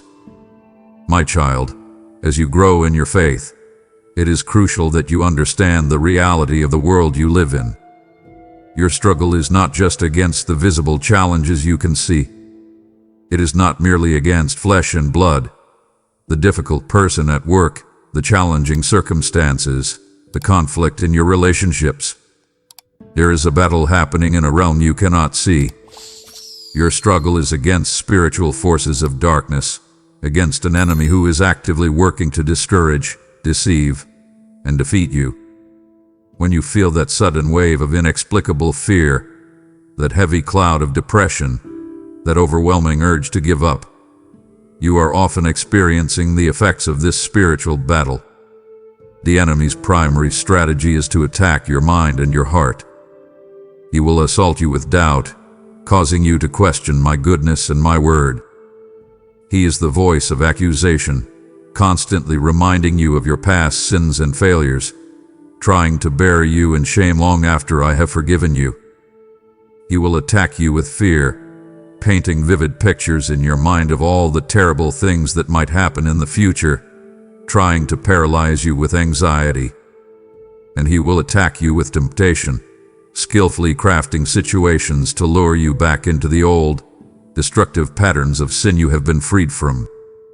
You must not be ignorant of his schemes. But I have not left you defenseless. You are not a helpless victim in this fight. I have provided you with powerful spiritual armor, and I command you to put it on every single day. This is not a metaphor. It is your practical defense. Clothe yourself in the belt of truth. Live in the reality of who you are in Christ, not in the enemy's lies. Protect your heart with the breastplate of righteousness. Rest in the fact that your right standing with me is based on what Christ did, not your own performance. Take up the shield of faith, with which you can extinguish all the flaming arrows of doubt the evil one shoots at you.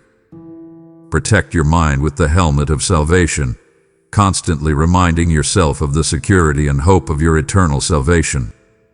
And take up the only offensive weapon I have given you, the sword of the Spirit, which is my word. When the enemy attacks you with a lie, you must fight back by speaking my truth out loud. The name of my Son, Jesus, holds all authority in heaven and on earth. The forces of darkness tremble at his name. Speak his name over your life, your home, and your family. Your strategy for victory is simple and clear. Resist the devil, and I promise you, he will flee from you. Draw near to me, and I promise you, I will draw near to you. As we walk together, there is a matter of your heart that we must address, for it is essential for your spiritual health and freedom. It is the commandment to forgive.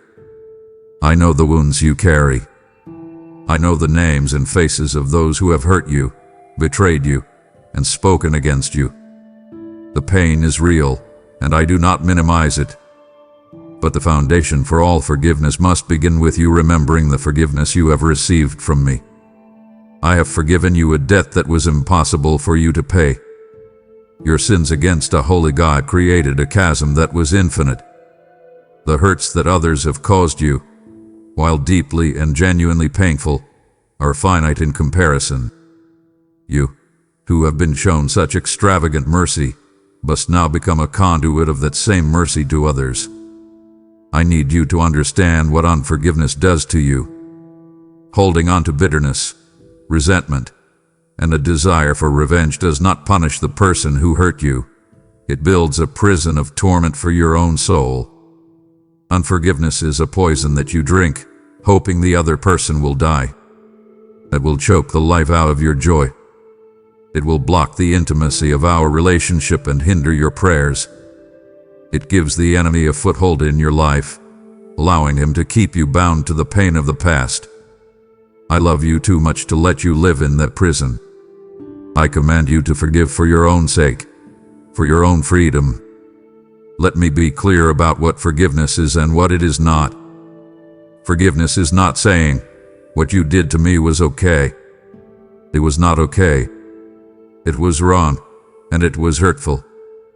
Forgiveness is not forgetting the pain, as if it never happened. And forgiveness is not necessarily trusting that person again. Trust must be rebuilt and re-earned. Forgiveness is a legal transaction in your heart. It is you choosing to release that person from the debt they owe you. It is canceling their debt and handing them over to me, the only one who is a truly righteous judge. It is a conscious choice you make, an act of your will, empowered by my spirit. It is not a feeling, it is a decision. You may have to make that decision every day for a while, but every time you do, you are choosing freedom over bondage. Remember the grace you have been shown. Now, take that grace and extend it to those who have hurt you. The moment you release them, you are the one who is truly set free. We have just walked through the fire of trials in the painful act of forgiveness, and I know that was difficult. It would break my heart for you to endure so much, only to turn away now, before I can show you how my grace becomes your strength in the simple, daily choices of life. The deepest intimacy is found in what is next. My child, let us talk about obedience. When you hear that word, I know it can stir up feelings of pressure, of joyless duty, of trying to measure up to a standard you can never meet. I want you to erase that image from your mind. That is a religious distortion of the beautiful life I call you to. My son made the connection perfectly clear. If you love me, he said, you will keep my commandments. See the order. Love comes first. Obedience is not the way you earn my love. It is the natural, joyful response of a heart that has already been captured by my love. When you begin to truly grasp how much you are loved, forgiven, and accepted by me, your heart will begin to desire to please me. It will no longer be a have to but a get to. You must also understand why I give you commandments. They are not arbitrary rules designed to restrict you or rob you of your happiness. Exactly the opposite is true. My commands are loving guidelines for your protection and for your ultimate flourishing. They are like the loving warnings of a father who tells his small child not to run into a busy street. A warning is not to limit the child's fun, but to save the child's life. My instructions about honesty are there to protect the integrity of your relationships. My guidelines about purity are there to protect your heart from being broken and used. My commandments to love and forgive are there to free you from the poison of bitterness. Every command I give is an expression of my love and wisdom, designed to lead you into the most abundant and joyful life possible. Every time you choose to do things my way instead of your own way, or the world's way, you are making a powerful statement of trust. You are saying, Father, I believe your wisdom is greater than my own. I trust that you know what is best for me, even when I don't fully understand it or when my desires pull me in another direction. Each act of obedience, no matter how small it seems, strengthens your faith and deepens your intimacy with me. It builds a history of faithfulness between us. The world has sold you a lie about freedom. It tells you that freedom is the ability to do whatever you want, whenever you want. But that is a cruel deception. It is simply slavery to your ever-changing appetites and desires. True, lasting freedom is found only in becoming the person you were created to be. And that happens as you learn to walk in joyful obedience to me, your loving Creator who knows you, loves you, and desires only what is best for you. My child, listen to me. Now that you are mine, I need to teach you how to handle the moments when you stumble. I want to set a realistic and grace-filled expectation for you.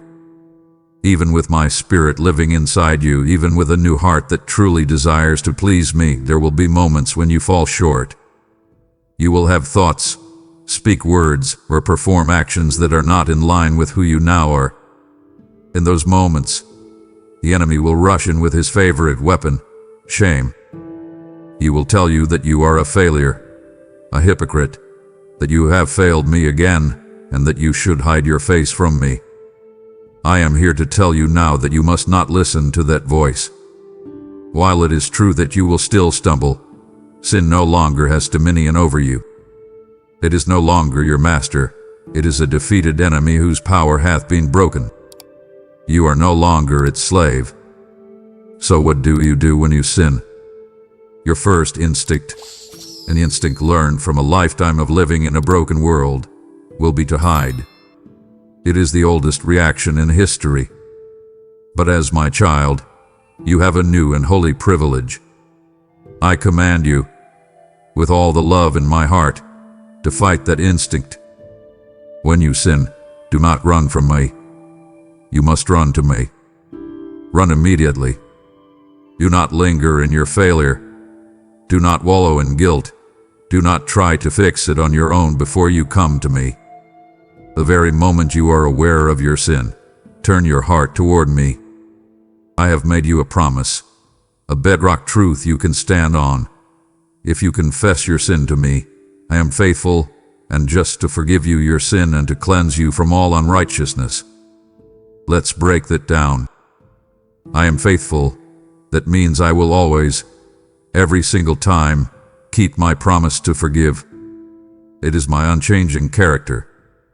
And I am just to forgive you, not because I am ignoring the sin, but because my Son, Jesus, has already paid the full penalty for it on the cross. For me not to forgive you when you confess would be unjust. Once you have confessed, which simply means agreeing with me about your sin, your part is to fully accept my forgiveness. Do not continue to carry the heavy bag of guilt that I have already removed from your shoulders. To hold on to guilt after I have offered you forgiveness is to doubt the power and sufficiency of my Son's sacrifice. Let it go. Receive the cleansing. Then, you must rely on the Holy Spirit's power to help you turn from that sin and walk in a new way. It is not about you gritting your teeth and trying harder. It is about you humbly asking Him, strengthen me in this area of weakness. Show me the root of this behavior. Empower me to make a different choice next time. And always, always remember this, my grace is so much greater than your sin. There is no failure so great that it can exhaust my supply of grace. Run to me. I am not waiting with a stick to punish you. I am waiting with open arms to restore you. My child, you have just been washed in the beautiful truth of my unending grace, and it has set you free. Because you have tasted this freedom, I know you now desire to see others released from the very shame that once held you captive. Your support right now becomes a key in my hand, unlocking the chains of guilt for another soul who is still hiding in the darkness, convinced they are unforgivable. Hear my promise to you. I am able to make all grace abound to you, so that in all things at all times, having all that you need, you will abound in this good work. This is your moment to turn the relief you feel into a rescue for someone else. As you sow this seed of grace, I will see to it that you never lack any good thing, and my provision will chase you down. Therefore, respond to my grace with your giving. Use the super thanks, become a member, or click the link in the description to act now. My child, we need to talk about the role of money and possessions in your life, because this is an area where the world will relentlessly try to deceive you. You must begin with this foundational truth. Everything you have is a gift from me. The money in your account, the roof over your head, the clothes you are wearing, the skills you use to earn a living, even your very next breath, it all comes from my hand. You do not truly own any of it. I have entrusted it to your care for a short time. You are a steward, a manager, not an owner. If you can grasp this one truth, it will radically change your relationship with material things and protect you from so much anxiety and fear. The world will scream at you day and night that your security, your identity, your value, and your happiness are found in how much you can accumulate. It will tell you that more money, a bigger house, a newer car will finally satisfy the longing in your soul. Do not believe this lie. Possessions can never satisfy the eternal ache I have placed within you. I must be blunt with you. The love of money is a root of all kinds of evil. It is not the money itself that is the problem. It is when you give your heart to it, when you trust in it for your security, that it becomes an idol in your life. Whatever you trust in for your ultimate well-being becomes your God. I love you too much to let you worship a false and powerless God that will ultimately fail you and leave you empty. I give you this loving command, which is also a promise.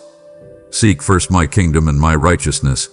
Make me and my ways your highest priority, and I will provide for all of your material needs. Because I am a generous God, I call you to be generous. Your generosity with the resources I have given you is a powerful reflection of my heart to a watching world. I want you to be a cheerful giver, not giving out of a sense of reluctant duty, but out of a joyful heart that recognizes how much you have freely received from me. See the resources I place in your hands not just for your own comfort, but as tools for my kingdom. I bless you so that you can be a blessing to others. Use what I have given you to advance my purposes on earth, to care for the poor and the vulnerable, to support the work of my family, the church, and to help spread the good news of my love to those who are lost. And finally, I want to free you from the tyranny of materialism by giving you an eternal perspective. Do not store up for yourselves treasures on earth, where moth and rust destroy and where thieves break in and steal. Instead, invest your resources in that which has eternal value. Your true treasure, the only investment that is perfectly secure, is what you store up in heaven. I created you for connection, for community. You were not meant to go through life alone. Your relationships are not a sideshow or an optional extra to your spiritual life. They are one of the primary arenas I have designed for your sanctification, the process of becoming more like my Son. It is in the day-to-day interactions with your family, friends, and fellow believers that your faith is tested, your character is refined, and your love is made real. This is where the rubber of what you believe meets the road of how you live. The central command I give you for all your relationships is this: love one another deeply, from the heart. This is not a sentimental, fleeting emotion. This is a rugged, committed love. It means being patient with each other's faults and quirks. It means bearing with one another when you are annoying or difficult. It means covering over offenses with grace instead of exposing them with gossip.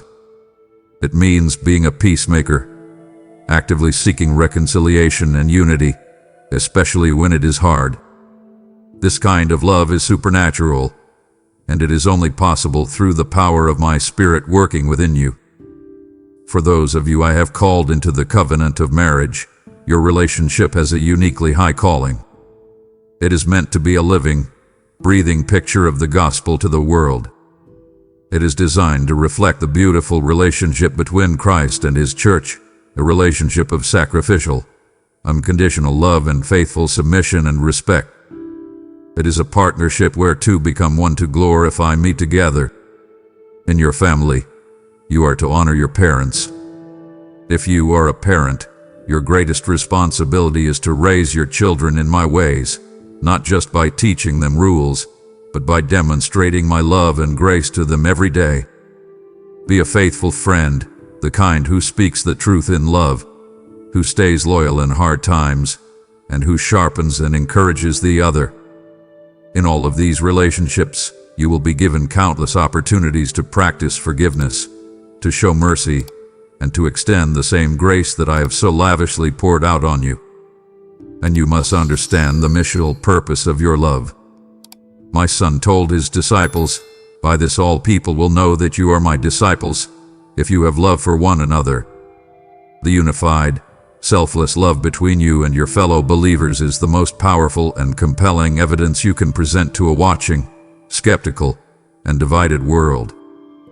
Do not underestimate the power of your love for one another.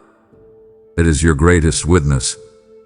My child, as you walk with me, I desire for your life to be fruitful. I want it to be a life that produces something of real and lasting value. My son gave the most beautiful picture of how this happens. I am the vine, he said, and you are the branches. I want you to see yourself this way. A branch cannot grit its teeth and strain to produce an apple or a grape. Fruit is not the result of the branch's hard work, it is the natural, effortless result of its connection to the vine, which provides all the life and nourishment it needs. The secret to a fruitful Christian life is not trying harder. It is abiding deeper. Abiding in me means staying constantly connected to me as your source of life. Through my word, through prayer, through obedience, and through fellowship with my family. Your only job is to remain connected to me. It is my job, through my Spirit, to produce the fruit through you. What is this fruit? It is the very character of Christ being formed in you. It is the outward evidence of my Spirit's work within your heart. The fruit is love, a selfless care for others that mirrors my own. It is joy, a deep gladness that is not dependent on your circumstances. It is peace, an inner calm and wholeness that guards your heart and mind in the midst of life's storms. It is patience, the ability to endure difficult situations and people with grace. It is kindness and goodness, the active desire to bless others and do what is right. It is faithfulness, a dependable and trustworthy character. It is gentleness, a humble strength that is under control. And it is self-control, the ability to say no to your fleshly desires and yes to my Spirit. This is the beautiful harvest I want to produce in your life. The world around you is starving for something real.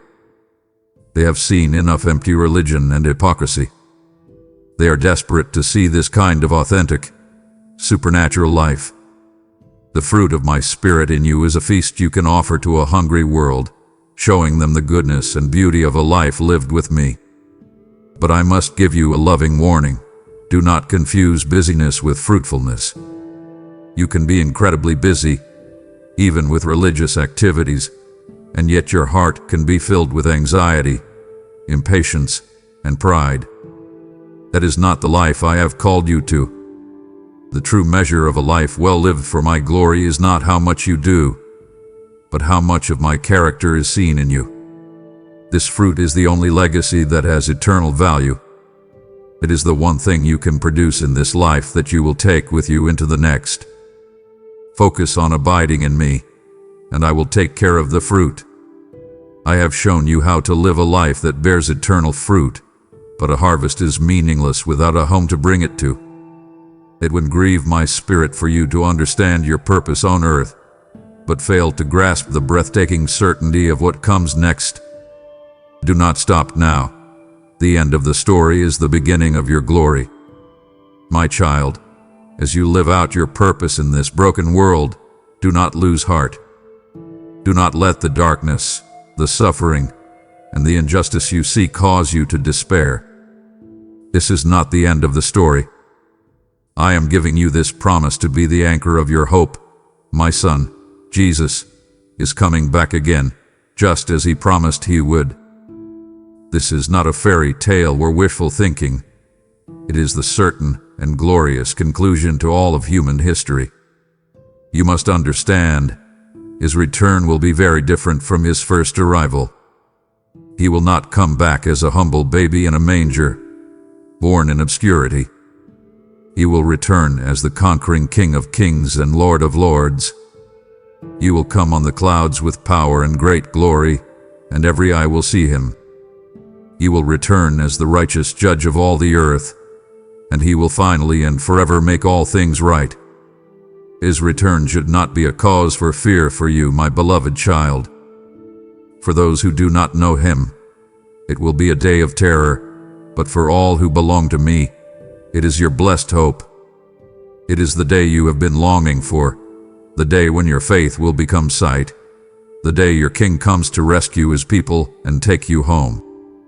I have not told you the exact day or the hour of his return. I have kept that knowledge to myself for a reason. I do not want you to live in idle speculation. I want you to live in a constant state of readiness. Every day you should live with an attitude of hopeful expectation. I want you to ask yourself in the morning, what if today is the day? Let that question purify your motives and simplify your priorities. Let it embolden your witness to those around you who are not ready. Living in light of his imminent return will change the way you see everything: your time, your money, your relationships, your struggles. His return will mark the final, decisive end of all suffering, all sin, all sickness, and all death. Every tear will be wiped away. Every injustice will be answered.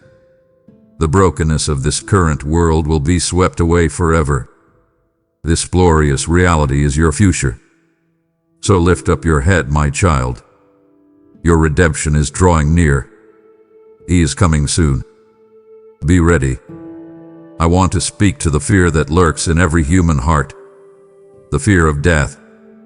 The world sees death as a tragic, terrifying end, a final darkness from which no one returns. But for you, my child, I have transformed it. For those who belong to me, physical death is not the final word. It is not a period at the end of your story, but a mere comma, a brief pause before the most glorious chapter begins.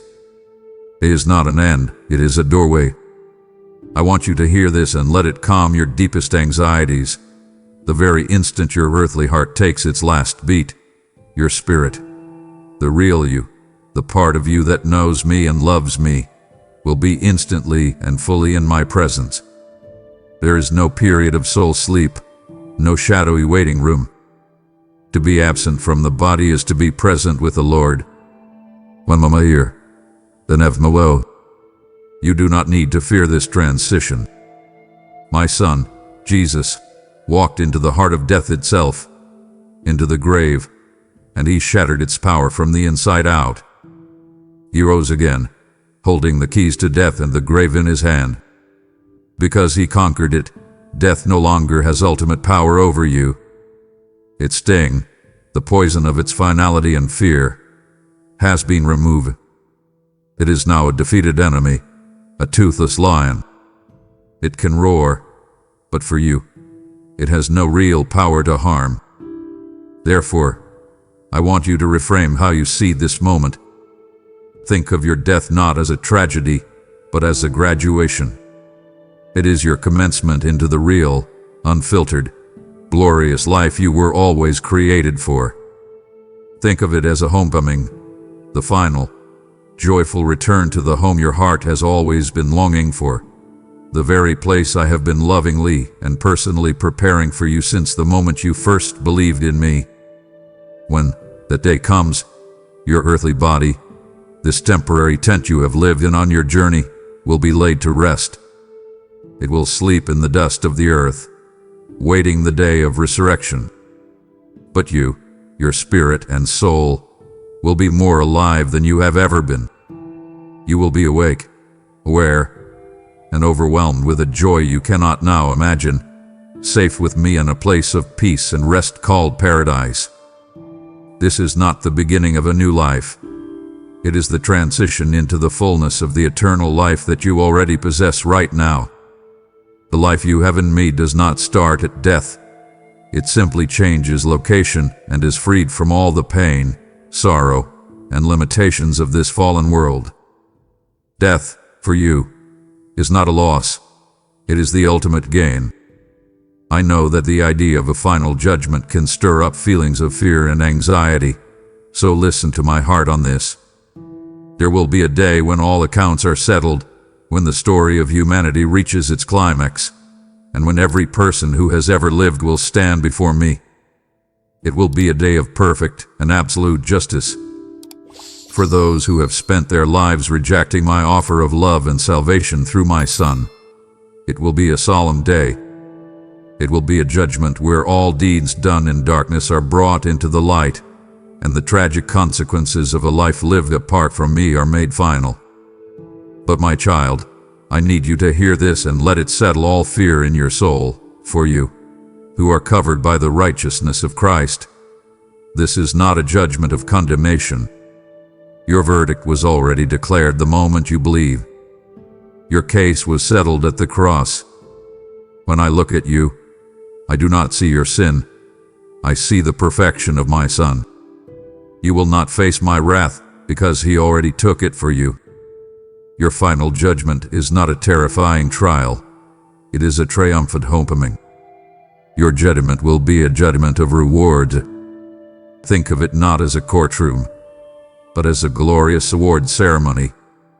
It will be a time of celebration, a time when your faithful service to me on earth will be brought into the light and honored for all of heaven to see. Every quiet act of love you performed when no one was watching, every prayer you whispered in secret for someone in need, every dollar you gave generously, every time you chose obedience when it was difficult, every cup of cold water you gave in my name, none of it has been forgotten. It has all been recorded, and on that day, I will reward you for it openly and lavishly. I see and I remember your faithfulness, your perseverance through trials, your love for me and for others. This will not be a day of shame for you, but a day of unimaginable honor. On that day, all things will finally be made right. Every injustice you have suffered, every wrong that was never righted on earth, will be perfectly addressed. My flawless justice will be revealed for all of creation to see, and every mouth will be silenced in awe. No one will be able to accuse me of being unfair. The story will finally make sense. So I urge you, live your life now with this day in mind. Let the reality of this future judgment purify your motives and clarify your purpose. Live in such a way, serve with such faithfulness, love with such generosity, that on that day you will hear those beautiful, life-giving words from me. Well done, my good and faithful servant. You have been faithful with a few things.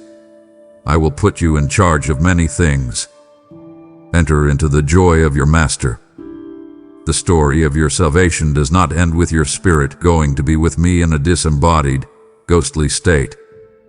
My plan of redemption is far grander, more physical, and more glorious than you can imagine.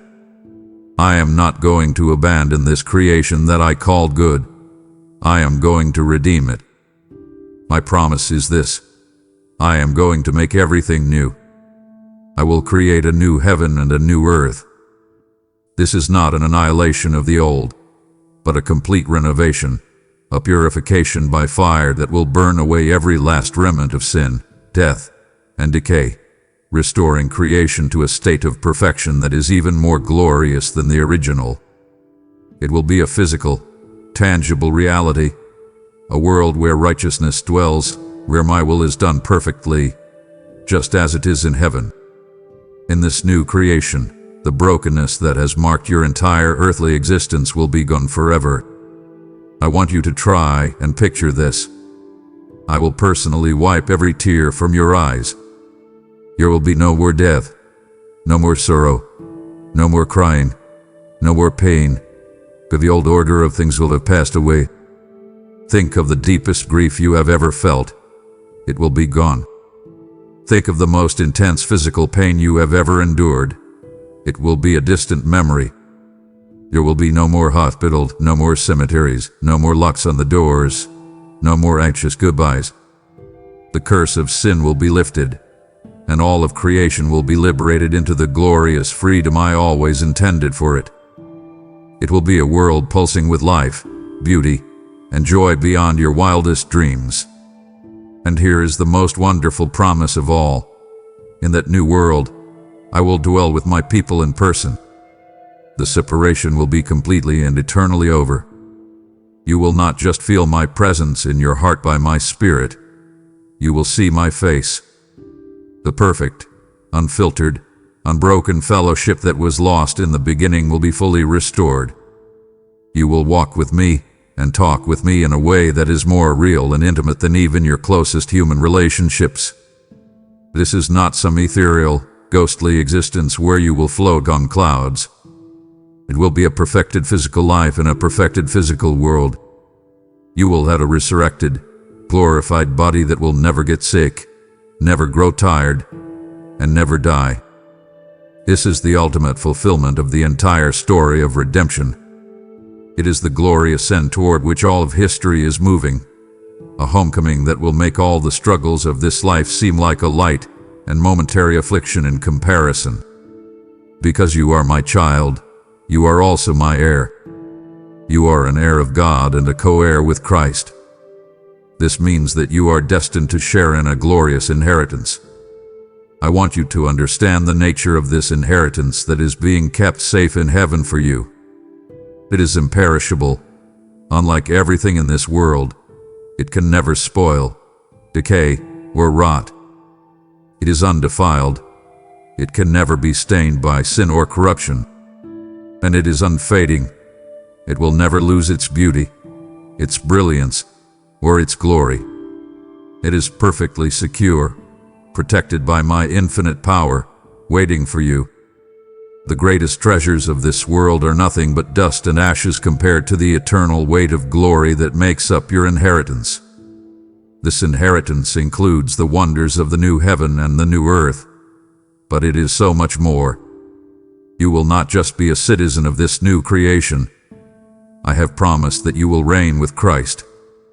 This is a staggering truth. You, my child, will be given real purpose and loving authority, sharing in His glorious and benevolent rule over the new creation for all eternity. Your life will have a significance and a purpose that will never end.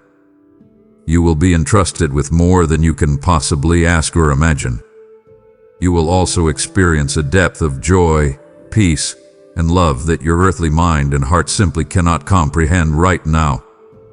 The most profound moment of joy you have ever felt in this life, the birth of a child, the beauty of a sunset, a moment of deep connection with a loved one, is but the faintest echo, the tiniest foretaste, of the ocean of joy that awaits you in my presence. Eternity will not be a static, boring existence. It will be an endless adventure of discovery. You will spend all of eternity exploring the infinite riches of my grace, learning more about my character, and discovering the endless wonders of my new creation. There will be no boredom, only ever-increasing delight, new things to learn, new beauty to behold, and deeper fellowship with me and with all of my children. I want you to let this eternal perspective reshape your view of this current life. This brief and often difficult life on earth is but a prelude. It is the short preface to the eternal story of glory that I have written for you. It is a light and momentary affliction that is preparing for you an eternal weight of glory beyond all comparison. What awaits you is so much greater than what you are leaving behind. I have unveiled eternity for you. I have shown you the end of the story, your glorious, unending home with me. To see all of this, to feel its truth in your soul, and then to turn away before making the one choice that secures it that would grieve me beyond words. Everything I have told you has led to the single, urgent, life-altering moment. What you do next matters forever. My child, I am telling you all of this, about my love, about my Son, about the choice you have and the eternity that awaits, because there is a divine urgency to this moment. You must hear my heart. Today is the day of salvation. This is not a conversation to be put off for a later date. I am speaking to you now, and now is the time to respond. I plead with you, do not harden your heart to my voice. Do not say to yourself, "This is interesting. I will think about it tomorrow," or "I will deal with this when I am older," or "I need to clean up my life first." Tomorrow is not promised to you. This life is a vapor. It is like the mist you see hanging in the air on a cool morning. It is here for a little while, and then it vanishes. You only have this present moment. the tenderness you feel in your heart as you hear these words, the stirring in your spirit. That is my Holy Spirit drawing you, calling you home. Do not ignore that call. Do not resist His loving pull on your heart. Eternity is real. It is more real and more lasting than the chair you are sitting on or the air you are breathing. And the choice you make in this short, fleeting life has consequences that will last forever. I tell you this not to frighten you, but because I love you with a fierce and holy love, and I want you to choose life. I want you to spend eternity with me. My Son's arms were stretched wide on the cross, a universal invitation to anyone who would come. The door of my grace, which He opened with His own life, is wide open to you in this very moment. But that door will not remain open forever. There will come a day when it is closed. So I am here now, knocking on the door of your heart. Can you hear it? It is not a forceful, demanding knock. It is the gentle, persistent knock of a loving Savior who longs to come in. He desires to have a relationship with you, to forgive you, to heal you, to give you purpose, and to bring you into my eternal family. The choice is now yours. I have laid it all before you. I am pleading with you, out of my great love for you, to open the door. I have laid everything before you now, my child. I have opened my heart to you. I have shown you my unconditional love that existed for you before time began. I have revealed to you the truth of who you were created to be, the tragedy of the brokenness that separated us, and the glorious, costly solution I have provided in my one and only Son. It all comes down to this single, pivotal moment. Right now, before you, are two paths. One is the path you have been on, the way of the world, the way of trusting in yourself.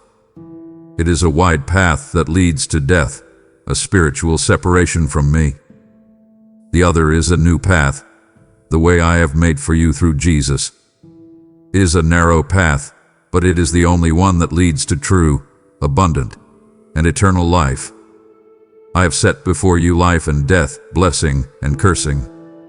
With all the love in my being, a love that went to the cross for you, I plead with you.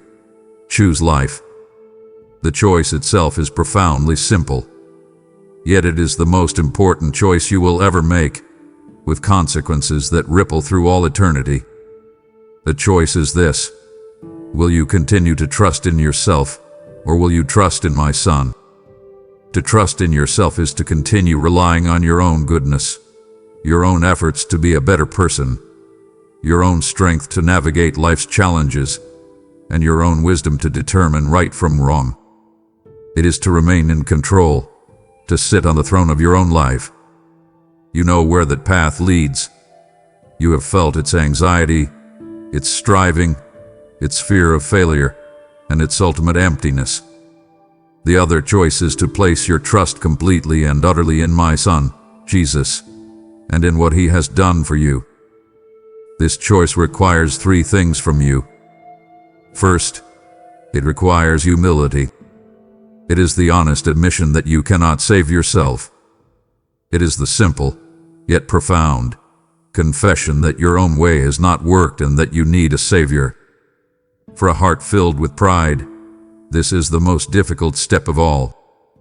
But for a heart that is willing to be honest, a heart that is broken over its own failure, this is the very doorway to freedom. Second, this choice requires faith.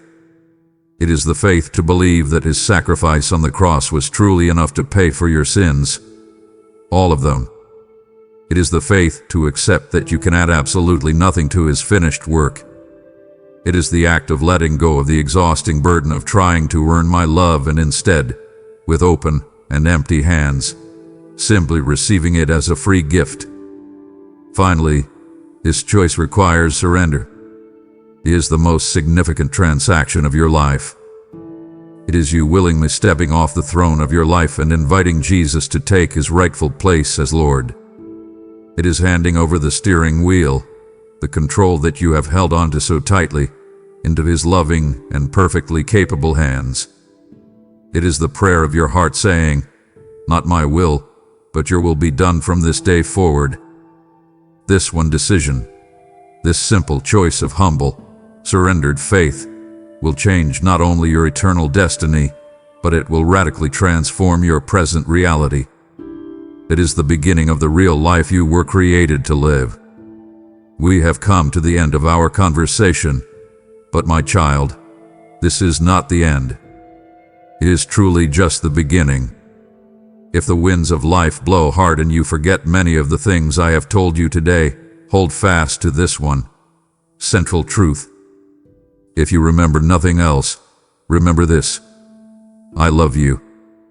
That is where this whole story began. It is the thread that runs through all of it, and it is the unshakable truth that will sustain you for all eternity. My love for you is not a fleeting emotion. It is the very essence of my character. It is the most powerful force in the universe. And once you accept my love and become my child through faith in my Son, I make you this unbreakable promise: nothing, absolutely nothing, will ever be able to separate you from my love that is in Christ Jesus your Lord. Do you hear me? Not your deepest struggles or your darkest doubts. Not the accusations of the enemy or the rejection of people. Not the highest height you could achieve or the lowest depth you could fall to. Not anything in this present life, and not even death itself. Nothing can sever the bond of my love for you. You are mine forever. So now, I give you these final instructions. Go from this moment and walk in the truth you have heard. Stop living your life as if you are an unloved orphan, unforgiven, or alone in this world. Begin to live as the beloved, adopted, treasured, and empowered child of the King that you now are. Let this new identity in me define everything about you: how you see yourself, how you treat others, and how you face your future. Let the reality of my love cast out all of your fear. Go and fulfill the unique and beautiful purpose for which I created you. Your life has immense meaning. Shine the light I have placed within you into the dark places of this world. Use the specific gifts I have given you to build up my family and to serve others. Love people with the same extravagant grace and mercy I have shown to you. And in all of it, in every joy and every trial, know this with absolute certainty: I am with you always, even to the very end of the age. You will never, ever be alone again. My presence will be your guide, my strength will be your support, and my love will be your home. This is not the end of our story. It is the beginning of our eternal journey together, a journey that will be filled with more joy, purpose, and wonder than you can currently imagine. My arms are open wide. Way has been made. The price has been paid. Come home. I am waiting for you. I have now told you everything, my child, and this truth is a living fire sealed within your soul. Because this fire now burns within you, I know you cannot let this conversation end here. You are now my messenger, and your gift is the seed that allows this same urgent word to be planted in the heart of another lost child who is waiting to be told everything. The harvest of souls is ready, and this is your divine assignment to become a laborer with me at this very moment. I give you this challenge now. Test me in this with your gift, and see if I will not throw open the floodgates of heaven and pour out a blessing so great, you will not have room to contain it. I will rebuke the devourer for your sake and cause your name to be remembered. Therefore, go and sow into this mission. Use the super thanks, become a member, or click the PayPal link to release my word now. My child, this urgent word was spoken for this exact moment. Do not let the echo of my truth fade into silence. I am now listening for your heart's reply, your seal upon this new beginning. Therefore, declare it now for all of heaven to witness your choice. You have told me everything, and I receive it all. Let this declaration be the anchor for your soul and the first word of your new story. For your new life starts not with my final word, but with yours. Amen.